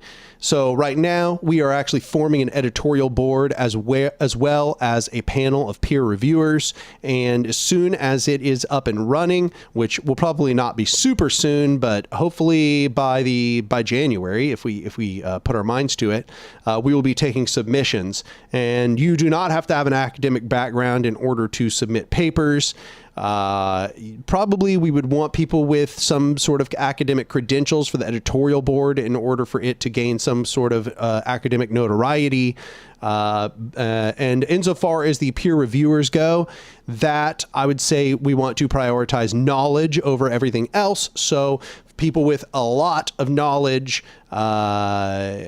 people who are published, even if you're not published in an academic journal, basically just if you have a lot of knowledge, you could be a peer reviewer. So that is currently what we're doing. We're forming that journal. Yeah, that's why I made a call on the community tab the other day.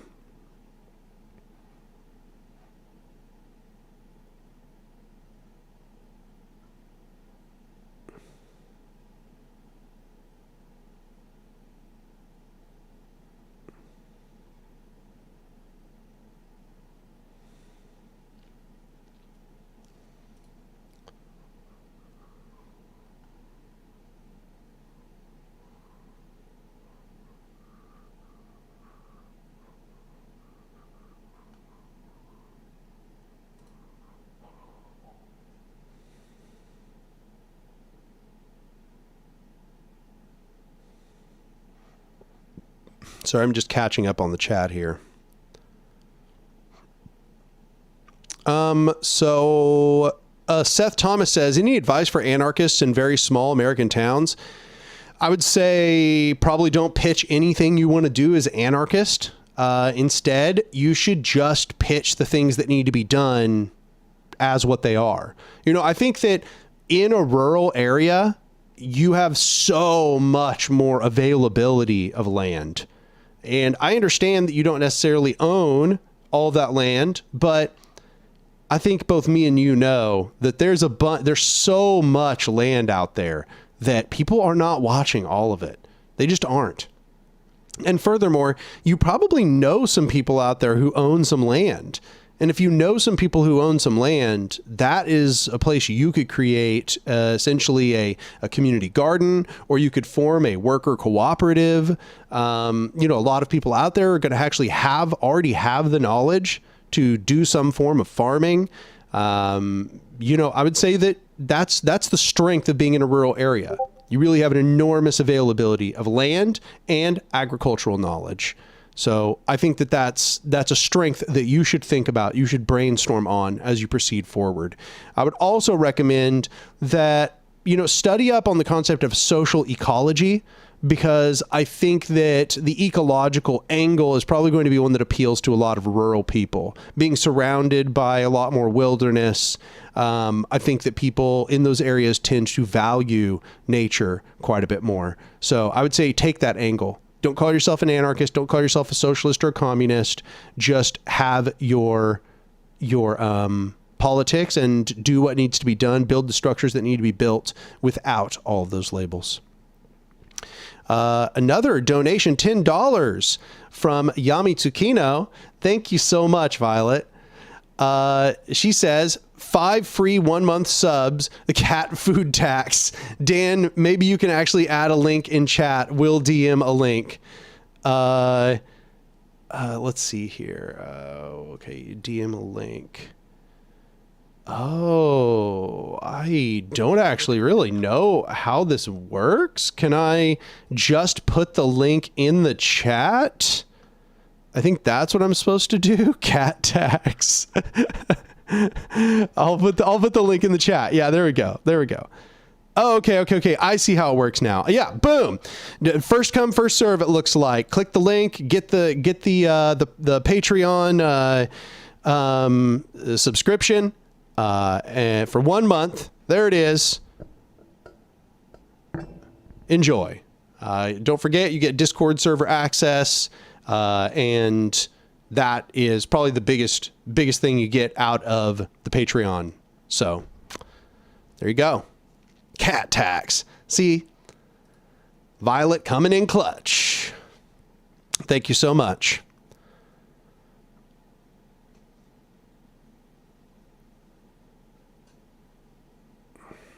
Somebody had an interesting question about intentional communities. I'm trying to find it. What are your thoughts on eco-villages and intentional communities? I met with one group recently, and although I like their ideals, they seem rather insular, esoteric, and disconnected from local politics. And somebody responded, or Long Defiant responded, insularity is a huge problem. Intentional communities can't be used as an escape mechanism. They have to be revolutionary. That's exactly, pretty much, Long Defiant gave what I would say. And that is one of the flaws I've seen recurring in intentional communities and eco-villages. You know, I think it's a mistake just trying to disconnect from the world. You know, we look around, we say hierarchical power structures exist and I hate them and I don't want to be part of them. So I'm just gonna bail, you know? I think that's an understandable impulse, but I don't think that is enough by itself. I think that intentional communities have to have a revolutionary orientation where they're asking themselves, how is what we're doing here going to interface with the construction of movement power? And I don't think that's a super hard question to answer, to be deadly honest, because intentional communities and eco-villages generate money, and that money could be donated to organizations that are on the ground. Imagine if intentional communities expanded their cooperative aspect and they farmed more than they needed and to a significant degree, and then that money got funneled into the horizontal revolutionary organizations in more urban areas where they don't have access to those sort of rural resources. I think you can see that's a pretty powerful feedback loop, especially if those intentional communities are close enough. You might even be able to have people from those urban or suburban areas go and help the intentional communities, you know, during planting, during infrastructure development, during the harvesting season. You know, I think that those sorts of relationships need to be developed, and that people in those intentional communities needs to be skill sharing with people that are in those more urban areas, because then people in the urban areas are going to learn how to grow food, and then that can also have broader feedback insofar as those people in urban areas can maybe make urban gardens or urban workers cooperatives. They could also, even in suburban areas, people could turn their backyards and front yards into urban gardens. You know, I think that we need a more integrated movement. And a lot of these intentional communities they don't have that aim. They have the aim of giving people a way to drop out of society. And I'm not saying that they don't seem like really pleasant places and that they aren't doing a form of prefiguration, but I think that prefiguration and isolation is not enough. That you need all of this prefiguration has to be joined together in a network of revolutionary solidarity. That's my belief. Got Long Defiant has been a member for 18 months, and he has renewed his subscription or membership. He says, thanks for the stream. Always appreciated, always encouraging. And I appreciate you being a member for so long. That's pretty fucking cool, bro. I don't know why I'm assuming you're a bro. It just says Long Defiant. Then got a donation of $10 from Mike Working. Oh, why does it not show me the whole name? I hate that. Mike Working Forget. Oh, yeah. See, I can't see the whole name. Doesn't matter.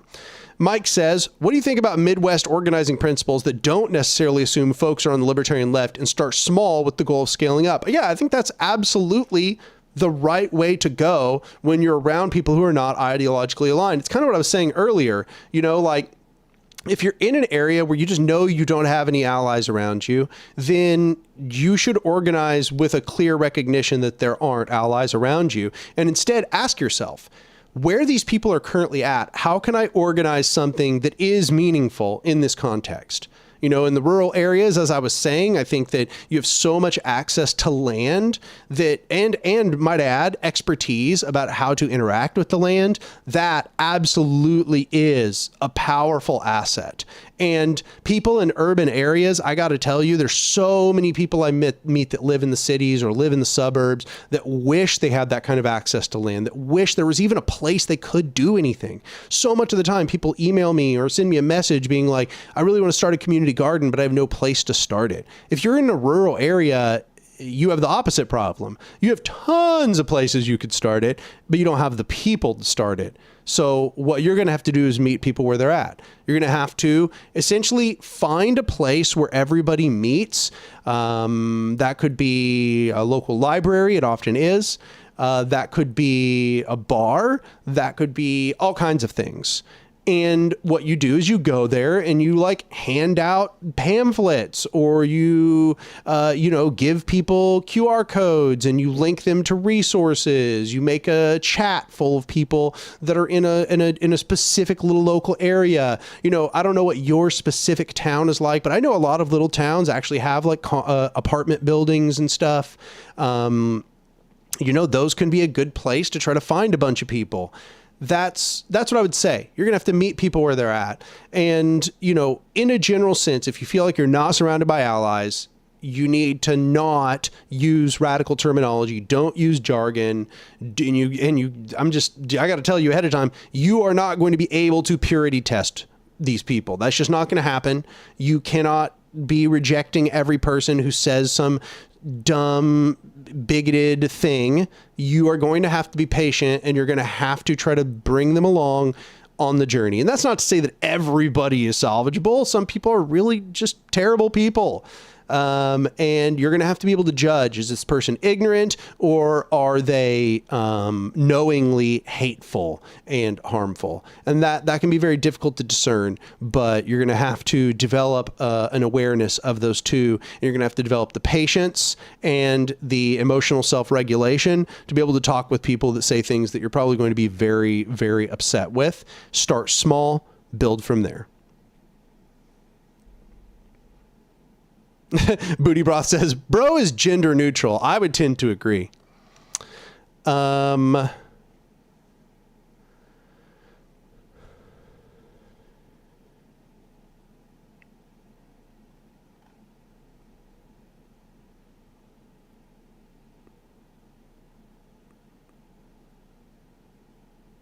Oh, Midwest organizing is a specific training. I see. Well, I'm not actually familiar with Midwest organizing training. Let's see here. Yeah, I'm not familiar with that. So maybe you can tell me where to look for it.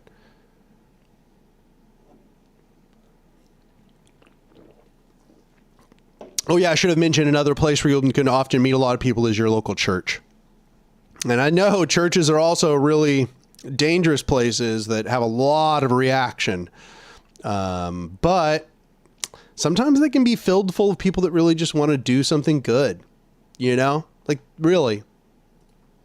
I mean that as somebody who has like a lot of critiques of religion writ large. The church is a place where a lot of people feel like they're doing things that are their highest calling, places where people are the most selfless. And of course, I think anybody who's ever been in a church for long enough knows that is not necessarily the case for everyone. A lot of people use it for clout building and social exclusionary practices and so on. But I think that also it's the place where you're likely to find people who, out of a spiritual tradition, out of a commitment to something bigger than themselves, want to do something that matters and makes an impact on their community. So that could be a good place to go and meet people. And if you already are religious, then all the better. It'll be easier for you. But yeah, vibe check your local church. That's another thing I'd put on the list. Really important part of it.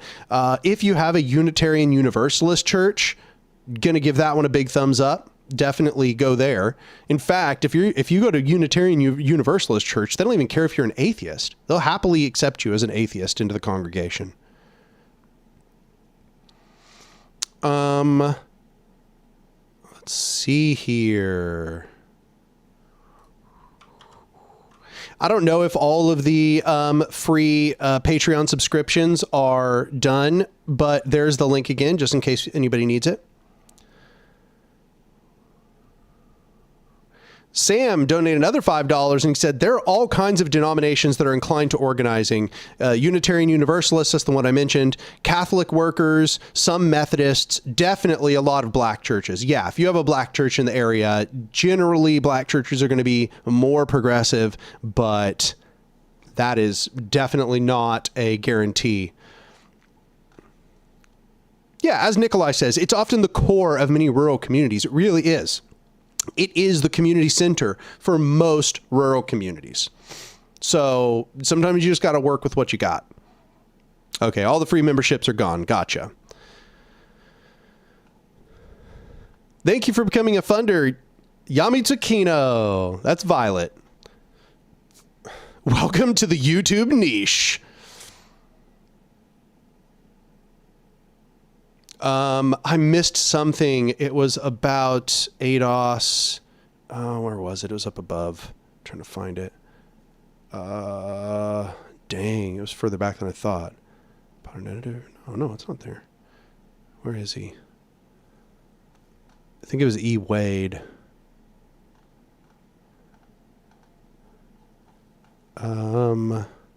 Dang.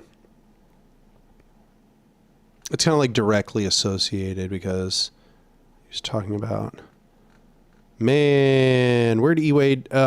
Wade, if you're in here, you should repost your comment about interacting. You were talking about interacting with people in ADOS and FBA and talking about how it was kind of an uphill battle, talking about black anarchic radicalism. Jessica says, Anark, what's going on with Cooperation Jackson's mayoral campaign efforts? Are they still engaged in electoralism? Not to my knowledge. I don't think they've been doing that for a long time. If they're still doing it, I wasn't aware of it. Oh, yeah, there we go. A Black Anarchist says, I've been engaging with FBA, ADOS, and Black apolitical folks on X and in real life about Black anarchic radicalism with mixed results.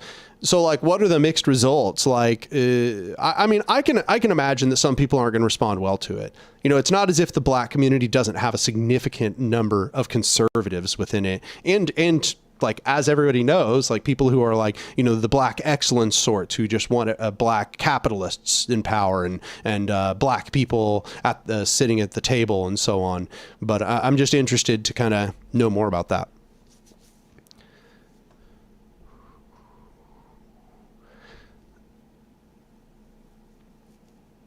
Knowledge and defense. How would you define capital, specifically the private property of the wage employing class, or money and the commodity form in general, like what Marxists who are not Stalinists tend to go by? That's a really specific question. I'm not exactly sure what you are going for here. How would you define capital? I mean, it seems to me that capital is the accumulated property of the capitalist, of the person who owns the means of production but does not operate them. It seems to me that that is the most fundamental component of it.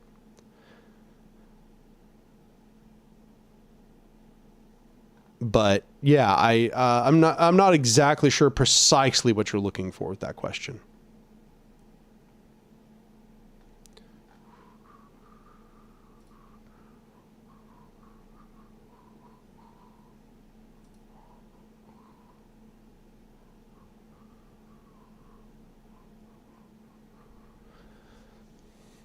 Yeah, thank you for all of the support. I definitely need the financial support.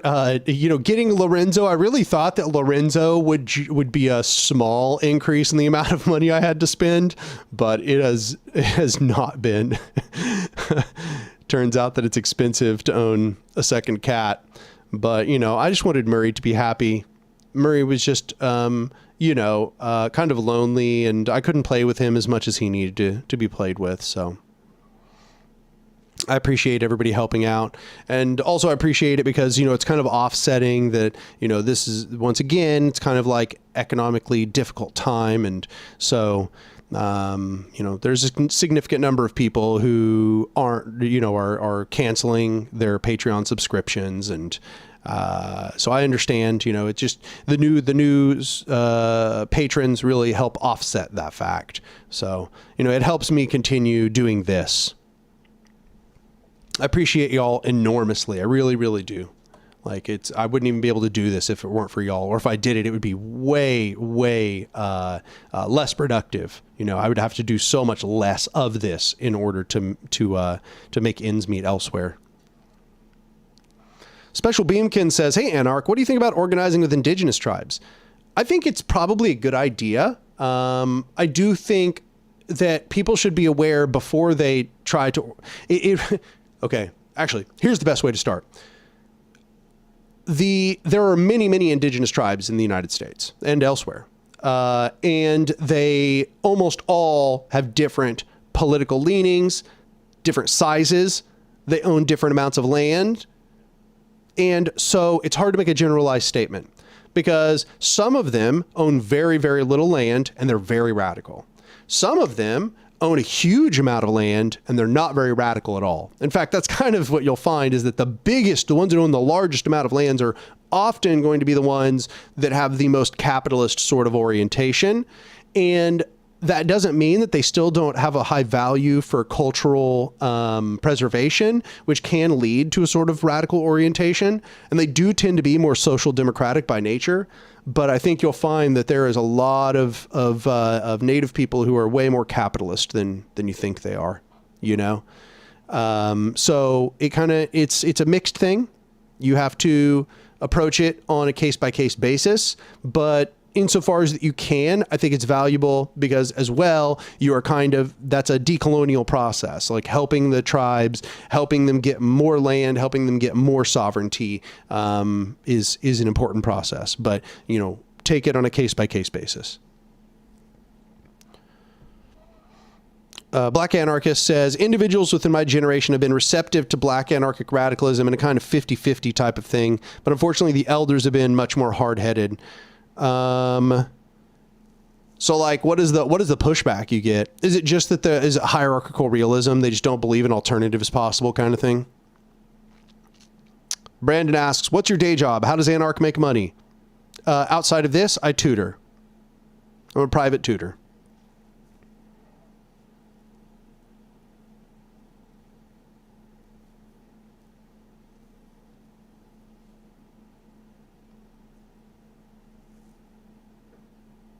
Yeah, hierarchical realism. Yeah, I mean, it's not just the black community. I mean, I probably don't need to tell you, but, old people are completely brainwashed by hierarchical realism. It is so rare. I'll find old radicals of all sorts who still are brainwashed by hierarchical realism. It really is deeply pervasive. They really don't believe in an alternative. And I think that the key is always going to be black, white, whatever. You're always going to have to point them to some sort of like demonstration of feasibility, right? You're going to have to tell them it's like, no, this isn't a pipe dream. This is real. And this always has happened. I don't know if you've read Modibo Kadali's Pan-African Social Ecology, but my impression is he lays out a lot of examples of people of African ancestry developing like directly democratic commune structures and stuff. And that might be really valuable for trying to connect them to that struggle, help them understand that this is not like foreign to the black struggle and that it's also not infeasible, that it is like something that can really happen. So yeah, I mean, it's a tragedy how familiar I am with what you're saying, but I'm also interested in the other part where you say that they kind of accept it in a 50-50 way with the younger people, that is. Sam donated $10. He says, there are ideological divides within the larger nations as well. Good examples being the Mohawk in New York and Canada. Excuse me. The Mohawk Warrior Society is the only successful land back armed insurrection in the U.S. Yeah, I really want to emphasize that because that's a perfect example of what I mean. Okay, so there is a larger Mohawk tribe, as I understand it. But then you've got, I think, and this is my understanding, so forgive me if I've misunderstood, but then you've got sort of a subsection of the Mohawk Nation, which is called the Mohawk Warrior Society, and they have literally done an insurrectionary land back process in, I think it's Ganinke in New York, and they've just taken it back. They just took it back by force, and the United States didn't get it back from them. They just have it. It's an autonomous region that is essentially owned and controlled by the Mohawk people, the Mohawk Warrior Society in New York, still to this day.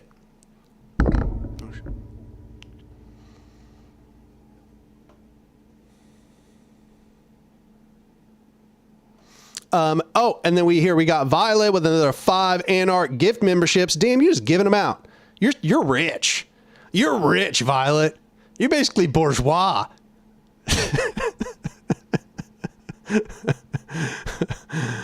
No,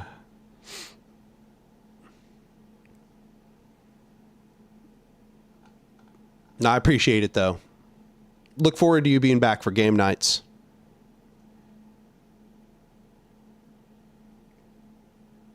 Sam says, yeah, it's called the Moss Lake Uprising. Ganinke is the name of the town. Right.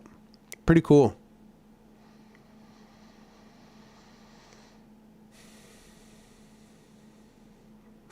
Mike says, we need to make rich people betray their class too. No, really though. Rich or bourgeois class traders are great, everyone. If you know bourgeois people who are willing to be class traders, let them be class traders.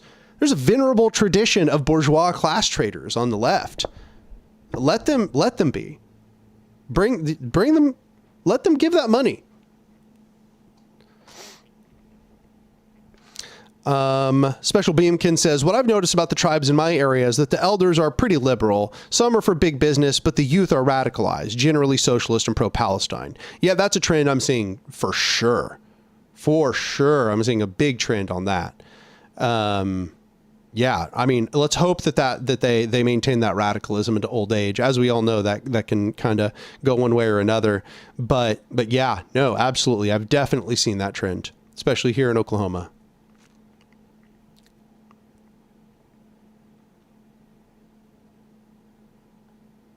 Jessica says, as long as the bourgeois betray their class, the only people who should be class traders. Yeah, exactly. That's what we want to see.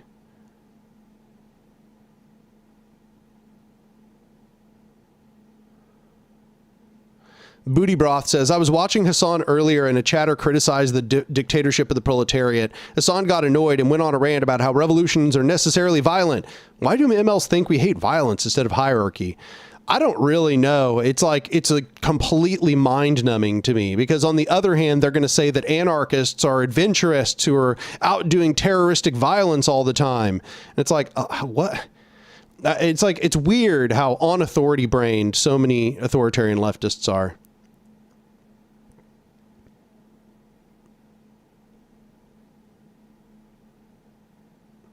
Ancom Jane says, do you have any advice for someone going by themselves, organizing? I will say, I mean, like, I understand that can be really intimidating. I think that what you're going to have to do is you're going to have to use your organic social connections. You know, those people that you're already connected to, the people that you already know, the people you'd already, and I'm only, you know, assuming you have as much, but like, you know, your friends and acquaintances and stuff, you know, those are the first people that you want to persuade. Try to find, the first thing you should do, I would say, is to find your second. That's like highest priority. Find the second person who's going to be down with the same things. And that can be enough to do everything, you know? Yeah. That's what it boils down to. Find your second. Brandon says, why do people become conservative as they age or stop being radical? You know, actually, studies don't seem to even demonstrate as much. It seems like that was mostly a boomer thing. I think what you'll find is that people who are in comfortable economic situations will become more conservative as they age, because then they want to hold on to all of the things they've gotten. You know, they have a house, they have a car, you know, 2 cars and a family and children and, you know, savings and so on and so on and so on. Those people are in a position where they feel like they're precarious and they don't want to lose what they have worked for all of their life. And so they slowly become more conservative. They want less taxes. They want less regulation on businesses so they can start their own business, etc. But you'll find that people that are in very unstable economic situations do not necessarily become more conservative with age. I think that we've even seen studies which show that that's the case. So people are talking about Hassan talking shit about anarchists, but I do know somebody told me the other day that, this is very recently, that somebody was talking shit about anarchists and Hassan got angry at that person and corrected them and said, you know, don't talk shit about anarchists. Those are the people that are out there actually doing the work right now. Those are the people actually out there on the street who are present. Cause you know, he had just been going to those, anti-ICE protests. And, you know, that was interesting. That was kind of a refreshing thing to hear. So it's possible that he might slowly be changing his perspective on it. So not sure how recent the comments y'all are referring to are, but he might have kind of started to pivot since then.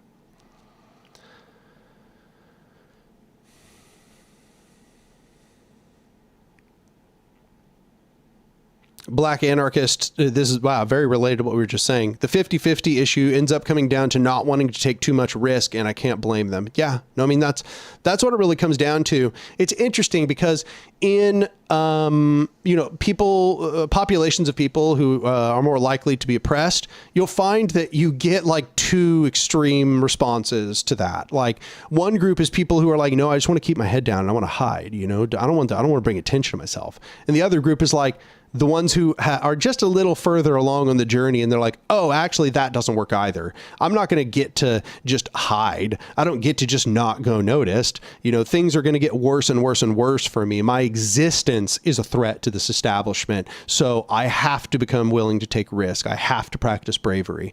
And so, you know, I don't need to tell you this, but you know, you'll find a lot of the time those 2 extreme responses. So I would say, you know, my impression is that that's probably what you should impress upon them. You know, it's like, yeah, I know you know, you just want to stay safe and you want to not be noticed, but you know, is that actually going to work? You know, like, do you not understand that your existence is a threat to them? Do you not understand that there's no way for you to live a safe life so long as this system continues? Like, we're going to have to take risks or otherwise our whole life is just going to be a risk. I think that's the way that the dialogue ends up having to go a lot of the time. And obviously not everybody's going to be persuaded by that. You know, they're like, yeah, sure. And then they're just going to go back to self-preserving. But some people, I think that might get through to. I think that's probably the right rhetorical route.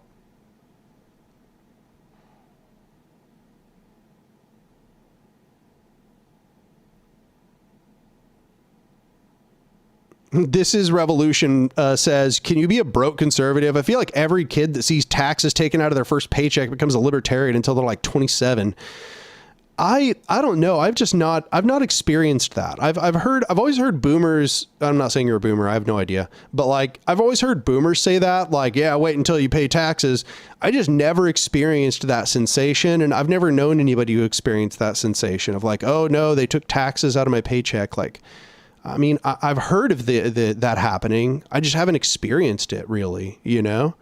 I'm sure that's true for some people, but as for the first sentence, can you be a broke conservative? Oh yeah. I mean, the majority of conservatives are broke conservatives, right? I mean, majority of people are broke. So yeah, that's a vast majority of conservatives who are broke as fuck. But I think that conservatism appeals to people who are hoping they're going to climb the ladder, right?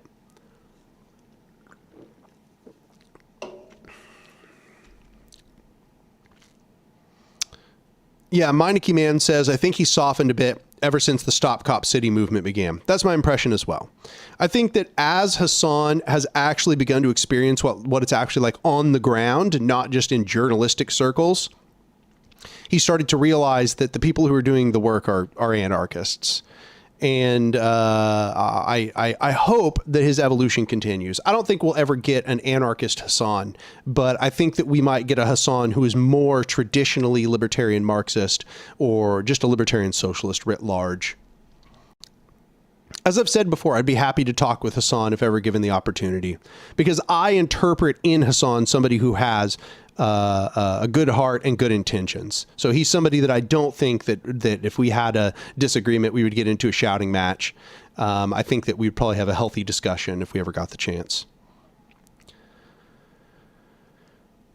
Cy Marie says, chances Zoran is a libertarian municipalist sleeper cell preparing to replace city council with a system of neighborhood assemblies.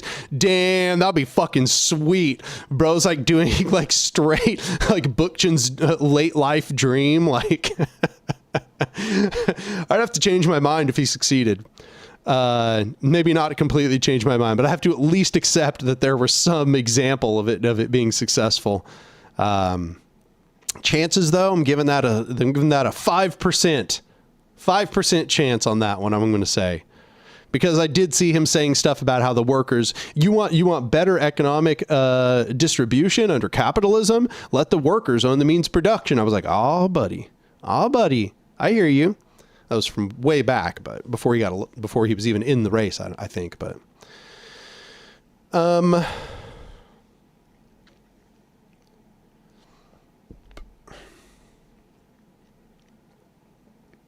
Special Beamkin says, question for Anark in the chat. Have y'all heard about Alligator Alcatraz? It's basically an ICE concentration camp that is being built out in the Everglades. Yeah, I have heard about it. It seems to me that is a precisely correct example. It is being built very rapidly as we speak in the Everglades in Florida. And yeah, it looks like they are creating a vast concentration camp out there. And I think one of the most pernicious parts about it is this one is 55 miles from the nearest major city. And that is going to make it very hard to organize against. Very hard. It means that, it's going to be hard to get the people from the cities. The people in the rural areas are going to be pissed about it, but they probably don't have the numbers to do anything about it.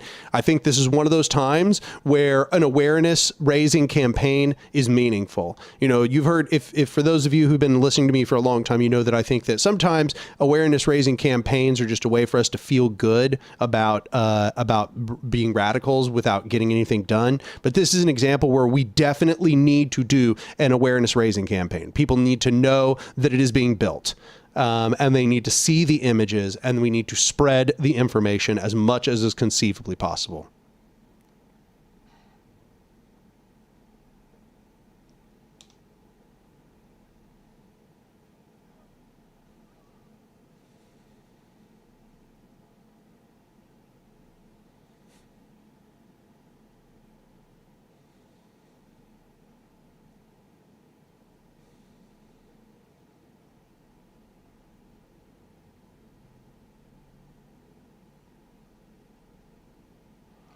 As far as Hassan's feelings on Rojava, if I had to guess, it's just that he's a massive streamer and he just knows that it's a very divisive topic, and that, if he talked approvingly of it, that all the authoritarian leftists would have a huge meltdown.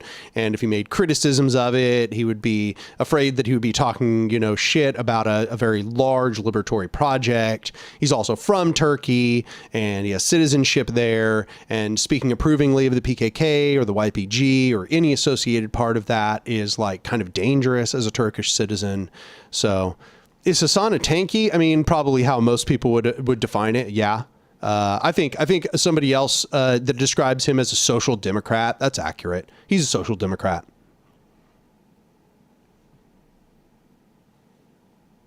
Yeah, it's only divisive because many of his fans are campus tankies. That's absolutely right. Although I've seen him yell at them, so he's not afraid of pissing them off. But I think he probably realizes that the issue is somewhat complex, and he just doesn't want to deal with people's perceptions of his opinions on it. Yeah, he is a Turkish citizen, so keep that in mind. The PKK is a terrorist group there in Turkey, so.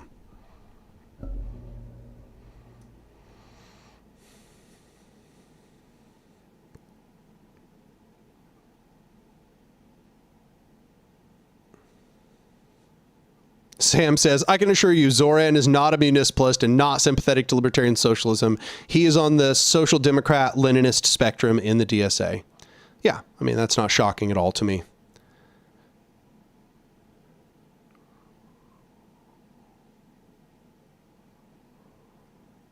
Oh, he actually openly supported the PKK when they were still MLs? Damn, all right. Well, Somebody says, I wouldn't call him a tanky or a campist since he's still anti-Russia, but definitely an authoritarian socialist. Yeah. Yeah, he's a state socialist at minimum. Like I said, I call him a social democrat with strong Leninist leanings, which is apparently extremely common these days.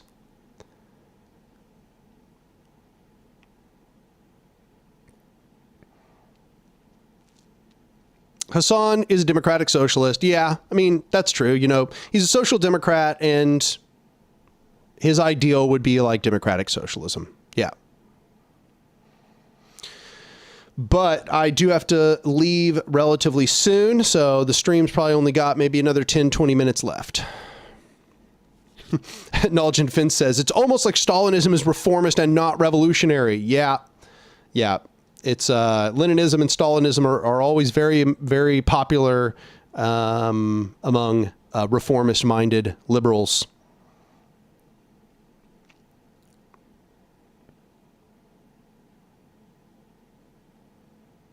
Special Beamkin says, I talked to people from the Muskogee tribe. Oh, Mikosuke tribe at the last protest here. It's being built near some people's homes and 10 to 15 minutes down the road from the Mikosuke village. See that right there, that's the end. That's the end right there. Just get anybody who's interested in this, trying to stop that from being built or, building a coalition against it. That's who you should be talking with. Get involved with that tribe. And honestly, if it is on their land, you get behind them. They're gonna tell you what should be done, and they're probably going to be right, to be honest. Long Defiant says, is Cooperation Tulsa going to sell the tomatoes or are you going to give them to the community, using them to help precarious folks? Step number one, we're going to give them to people who have come out and labored. We are going to offer a bunch of them to the community, and we are going to sell the excesses. So we're probably going to do these kind of simultaneously. First, people who come out and labored, we're going to say, come take some tomatoes. Then we are going to probably put up like a sign and a stand and tell people, hey, come out if you want tomatoes, and give people tomatoes, tell them about what's going on. And then if we have enough, which honestly I think we might, then we will sell the excesses at farmers markets probably.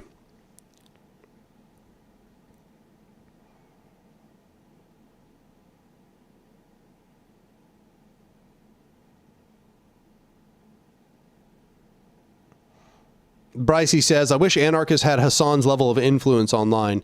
Yeah, well, I think that's a collusion of various factors, like him starting out on the Young Turks and having that big base and then them kind of funneling people over to his live stream. But also, say what you will, bro's putting in the work. He's doing like 8-hour days, like streaming, 8 to 11-hour days streaming, and he's doing it like 5 days a week. That's like all he does. It's like all he does is stream. I mean, he's constantly doing it, and so that means he's constantly making the stream clips and so on and so on. So, yeah, I think that's a big part of it. You know, he's working his ass off at it.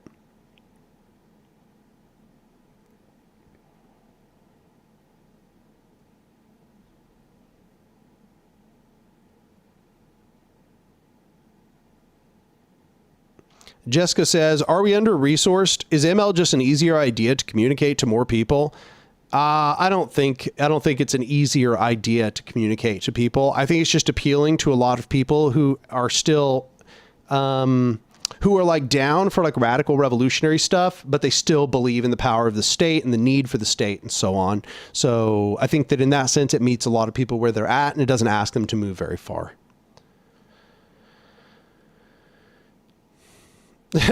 As Knowledge and Defense says as well, ML's, what's left of it, meaning Dangism, has a survivorship bias after they backstabbed everyone else. Yeah, I mean, that's a big part of it.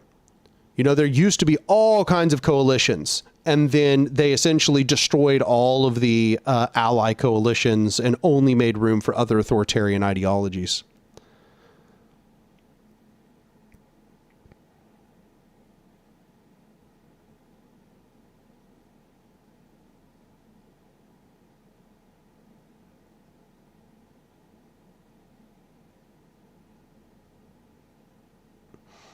Inconspicuous Typo says, there's also a lot of rat fuckers in the streaming space. Most other left-wing creators have to constantly fight hate mobs and shit that are much more powerful than they are with their small audiences.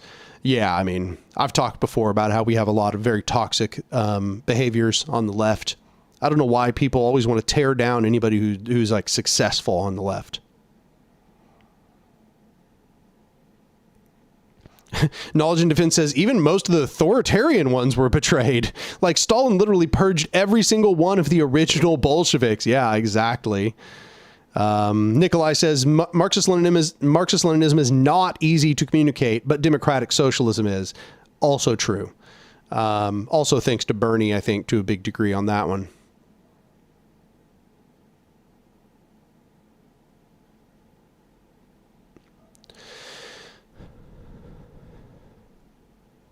What do you think the main reason for anarchist mass movements failing in the past? I'd have to look at every specific one and give an answer for every specific one. You know, I think that it's going to be different for each of them. Can't give an overarching answer to that question.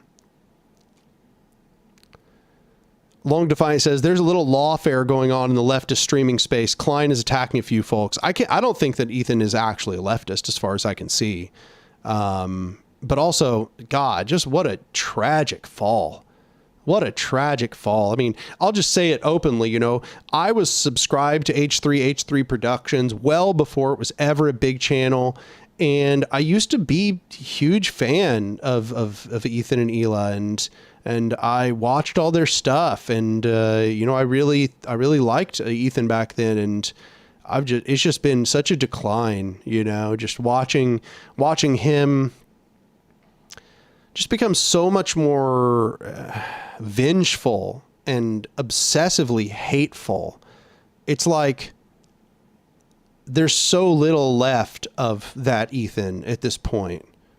It really just seems like his whole life is spent obsessively hating all the pro-Palestinian channels and I mean, it's really sad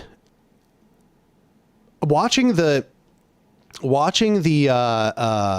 quote unquote debate that Ethan and Hassan did. I was just left with my mouth agape, just kind of shocked to see how far that Ethan had fallen and just the way the frantic, you know, just hateful tone that he had during that discussion, his desperate desire to find a flaw in any little thing that Hassan was saying, any way he could to make Hassan look bad. It was really humiliating for him, I think, in a way that I don't think he recognized. It really did not make him look good.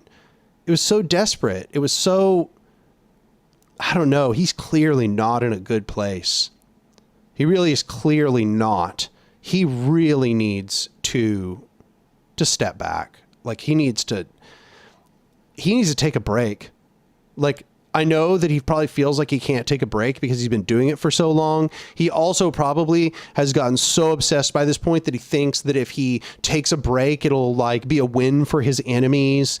And, you know, I know in his world, like in his, you know, mind, he thinks that he's the good guy that is being attacked by all the bad guys. And he doesn't want to be like bullied out of his space. But he has got to take a break. His brain is being boiled by this shit. Like, it's so sad. It's so sad. And then this latest stuff with him trying to sue everybody. Come on, bro. Come on. I mean, that used to be his thing. That used to be his thing, was being against that shit. It used to be defending YouTubers' rights to ability, you know, to make the materials from like other, you know, creators, and to creative access to Creative Commons, access to fair use, I should say. That used to be his thing. And it's just, damn. It's so sad. I just can't even watch it. Can't even watch it. Anyway, Sam donates another $5. He says, when do you think the Butlerian Jihad will become necessary? Bro, Sam, on the Anark Discord server, so many people started putting Butlerian Jihad in their name, where it'd be like, you know, such and such, the Butlerian Jihadist, that we had to make a role that was called Butlerian Jihadist. Okay. So listen, the Butlerian Jihad has apparently already begun at a very small scale. We've already got our Butlerian jihadists, my friend. It has begun. Oh, God.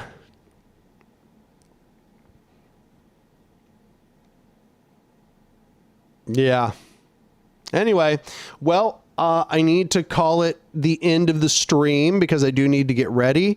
But I appreciate everybody showing up. These were really good conversations. I appreciate everybody being here. Lots of good questions. All right.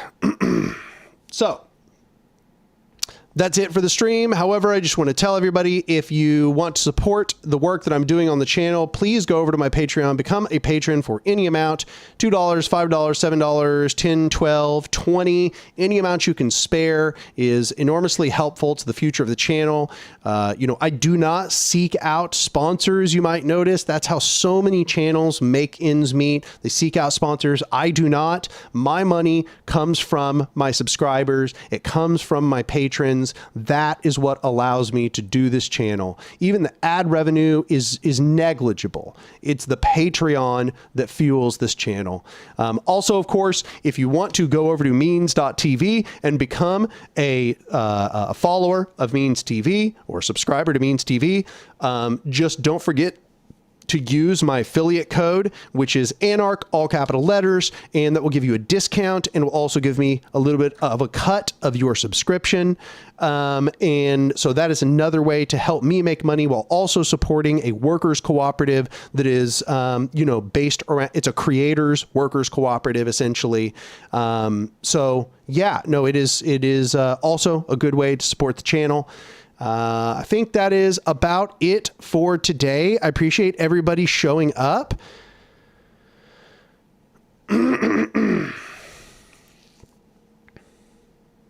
You just made this account to ask something. Well, unfortunately, we're ending the stream today. Show up next month, or, you know, if you want to, just DM me on Twitter or something. But I will see y'all next time. Have a good evening.